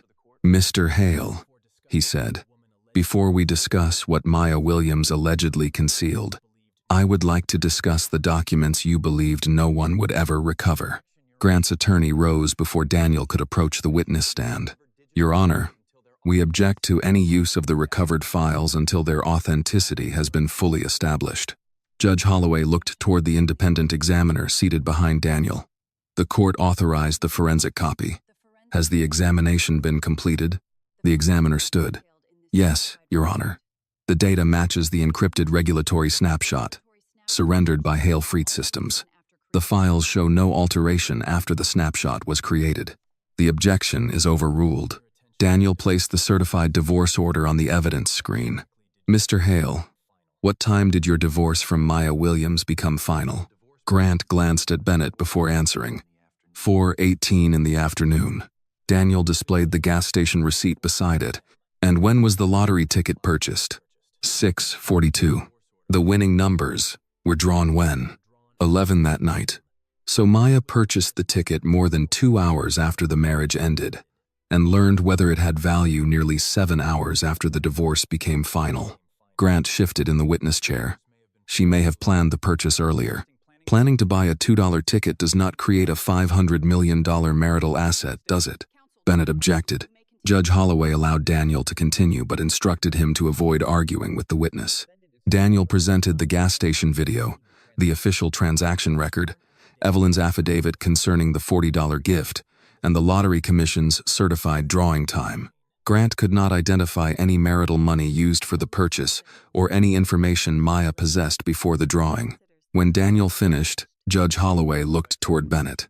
Unless you have evidence beyond speculation, the court considers the timing established. Bennett had none. The first part of Grant's claim collapsed before noon. Daniel then displayed the postnuptial agreement. Mr. Hale, you testified that Maya signed this document 14 months ago. She did. You were not present when she signed it? No. You relied on Patricia Wells's notarial record? Yes. Daniel called the document examiner retained by Maya. On the screen, she enlarged Maya's signature from the agreement and placed it beside a signature taken from an old vehicle safety certification. The two images aligned perfectly. Every curve, pressure, defect, and broken pixel matched. A person cannot reproduce a handwritten signature with identical microscopic imperfections, the examiner said. This is the same digital image inserted into 2 separate documents. Bennett pointed to Dr. Sloan's earlier opinion. The examiner responded. Dr. Sloan compared the appearance of the signature. He was not given the original electronic file or the document history. Daniel opened the recovered revision log. The agreement had been created 8 days after the date printed on it. Vanessa's administrator account had inserted the signature image. Patricia Wells was recalled. She repeated that Maya had appeared in a gray coat carrying a brown briefcase. Daniel presented company photographs published online before Wells's second affidavit. They showed Maya with the same coat and briefcase.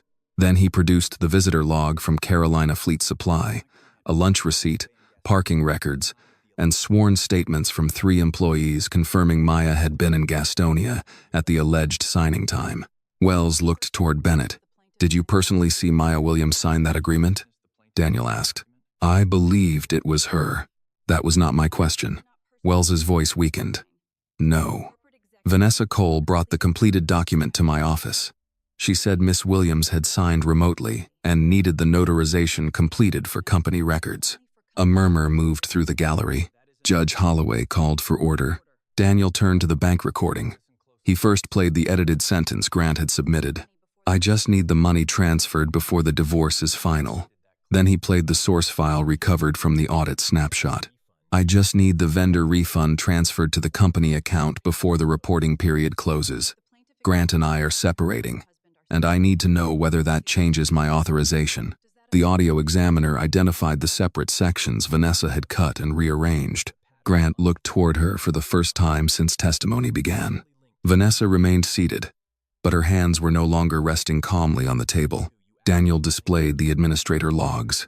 They showed Vanessa entering Maya's email account, sending the instruction that ended Calvin Ross's representation, altering the notary calendar, uploading the signature image, contacting Northline Advisory, and initiating the deletion of archived records.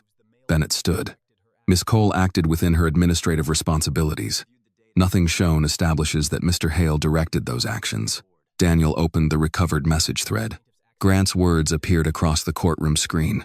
"When she signs, remove her access and move the rest before new counsel appears." Vanessa's reply followed. "I'll handle Maya. Focus on the sale." Daniel faced Grant. "What did move the rest mean?" "I don't remember. You wrote it less than 2 weeks before filing for divorce. I handled hundreds of messages. Did it refer to company money transferred into holding companies?" "No." Daniel displayed 2 payment instructions approved from Grant's account. Both directed sale proceeds into companies omitted from the divorce disclosures. Grant's attorney requested a recess. Judge Holloway denied it. Daniel then placed a 3rd payment record on the screen. "Cole Strategic Holdings. Do you recognize this company?" he asked Grant. "No." "Did you authorize 8% of the sale proceeds to be transferred there?" "I did not." Grant turned sharply toward Vanessa. "What did you do?" Bennett attempted to stop him, but the words had already entered the record. Daniel remained at the lectern. "You said you did not know about this company. How many other companies did you know about?" Grant hesitated. "The other 2 were legitimate holding entities. Entities you failed to disclose during the divorce? They were part of the sale structure. So you knew money was being moved through at least 2 undisclosed companies." Grant looked toward Bennett, but there was no answer his attorney could provide without contradicting the documents. Vanessa stood. "Your Honor, I need separate counsel." Grant pointed toward her. She altered the instructions. "I never approved her company." Vanessa turned on him. "You approved the entire plan. You told me to remove Maya before the buyer reviewed ownership. You were supposed to protect the sale. I protected you for 11 months. And stole from me." Judge Holloway ordered both of them to sit. Vanessa's request for separate counsel was noted, but the recovered records had already established her actions. Her effort to blame Grant only confirmed the coordination shown in their messages. When testimony ended, Judge Holloway reviewed her notes for several minutes. The ticket was purchased after the marriage was legally dissolved, with funds given directly to Miss Williams. It is her separate property. Mr. Hale's claim to the lottery proceeds is denied, and the temporary hold is lifted. Maya did not move. Evelyn reached beneath the table and pressed one hand over hers. "The post-nuptial agreement was created through fraud and carries a copied signature. It is void. The prior property division will be reopened." Judge Holloway continued. "The evidence also indicates deliberate concealment of marital assets, false sworn statements, alteration of electronic records, and interference with evidence subject to a preservation order. Assets connected to Mr. Hale, Miss Cole, and the identified holding companies will be frozen pending further proceedings. Grant lowered his head. Vanessa said nothing. The clerk will forward the relevant materials to the district attorney and appropriate financial investigators for review of possible forgery, perjury, fraud, and obstruction of justice. Outside the courthouse, reporters filled the steps and sidewalk. Microphones rose as Maya emerged with Daniel, Evelyn, Marcus, and Thomas. "What does today mean to you?" one reporter called. Maya paused. She thought of the locked front door, the 6 boxes on the porch, the altered photographs, and the papers carrying her stolen name. "The truth did not change today," she said. The court finally reached it. Then she walked down the steps while Grant and Vanessa remained inside, each waiting to learn how much the other had helped them lose. 6 months after the hearing, the name Hale Freight Systems disappeared from the company's headquarters. The old metal letters were removed from the brick wall on a cold Monday morning. Employees stood near the loading bays with coffee and paper cups as workers installed the new sign, Queen City Employee Logistics. Maya watched from the parking lot beside Marcus Reed. "You could have kept your name on it," Marcus said. "That would only replace one person's monument with another. You earned the right. I earned the right to make sure no one person can control it again." The reopened property case confirmed that Maya's inheritance had purchased the first 3 trucks and covered operating expenses during the company's first year. Financial examiners also found that Grant had concealed assets through 2 holding companies, undervalued Maya's contribution, and transferred marital funds before filing for divorce. The court ordered the return of her inheritance, her lawful share of the marital estate, and her legal expenses. The company's board issued a public statement recognizing that Maya had designed the operating, payment, and compliance systems that allowed the business to grow. She could have taken control of the entire company. Instead, she sold part of her interest to an employee ownership trust. Longtime drivers, dispatchers, mechanics, and administrative staff received shares based on years of service. Marcus became director of independent compliance, reporting to a committee that no chief executive could dismiss alone. Thomas Bell returned as an outside financial advisor for 1 year, though he refused every permanent position offered to him. "I spent enough of my life inside other people's decisions," he told Maya. "I prefer consulting." Grant's proposed sale collapsed when the buyer discovered the hidden accounts and pending investigations. Banks withdrew credit privileges, investors demanded repayment, and the company's board removed him as chief executive. The house in South Park was sold. His investment accounts were liquidated to satisfy court orders, tax claims, and restitution. The 2 holding companies he had used to hide money were placed under federal control. Vanessa's private company suffered the same fate. Cole Strategic Holdings had never provided consulting services. It existed only to receive part of the sale proceeds without Grant's knowledge. The transfer never reached completion, but the payment instructions, false invoices, and internal messages were enough to establish intent. Vanessa pleaded guilty to charges involving electronic fraud, document forgery, evidence tampering, and obstruction. Grant continued denying responsibility until prosecutors presented the messages he had written and the accounts he had approved. Both received multi-year prison sentences. Grant was also barred from serving as an officer or director of any regulated company after his release. Vanessa lost every professional position connected to corporate communications and financial strategy. Former clients removed her name from public projects, and the associations that had once invited her to speak opened ethics reviews. Neither retained enough property to satisfy all judgments. Reporters described them as penniless, though Maya understood that word differently now. She had once left a house with $286, 6 boxes, and 1 suitcase. Even then, she had possessed more than Grant, and Vanessa understood how to value. The Lottery Commission completed its review 3 weeks after Judge Holloway lifted the hold. Maya chose the lump sum payment and hired an independent financial team recommended by Daniel. She signed nothing until the document had been read by 2 separate attorneys. Her first major project was not a new house or a luxury car. She purchased a renovated brick building in Charlotte's West End. 1 year after the divorce, the Evelyn Williams Financial Recovery Center opened its doors.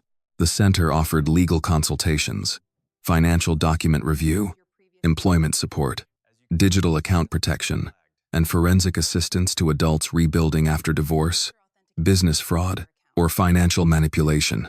Evelyn objected to the name when Maya first showed her the plans. "You survived this," she said. "Put your own name above the door. You taught me how.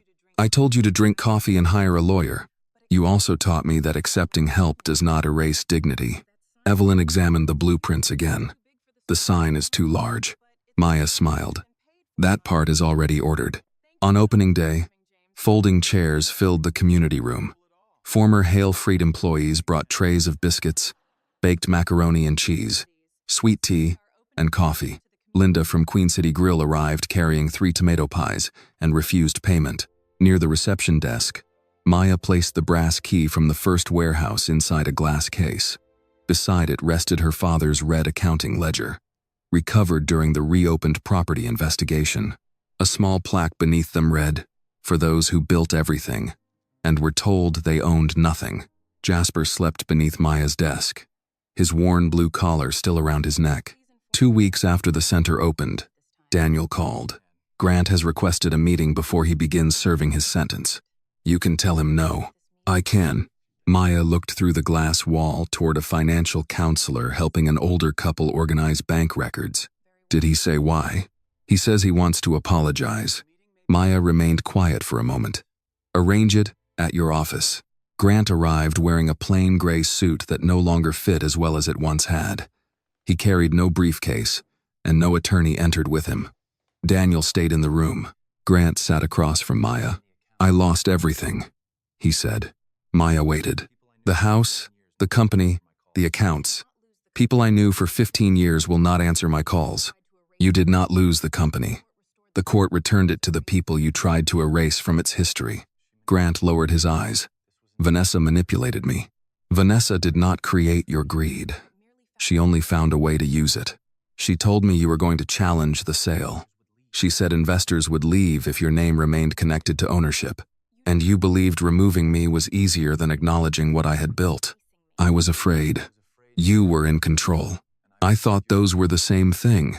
For the first time, Grant sounded less like a man defending himself, and more like one hearing his own explanation clearly. "I am sorry," he said. "Not only because I was caught." Maya studied him. "I believe you are sorry for what your choices cost you. That is not all. Maybe not. But I no longer need to decide which part of your apology is real." He leaned forward. "When this is over, could we start again? Not the company. Us." Maya thought of the first warehouse, the cold floors, the takeout meals, and every promise delayed until another expansion. Those memories remained part of her life, but they no longer required a future with him. "You did not leave me with nothing," she said. "You left me with the truth, and then that was the one thing you could not control. Can you forgive me?" "I already have."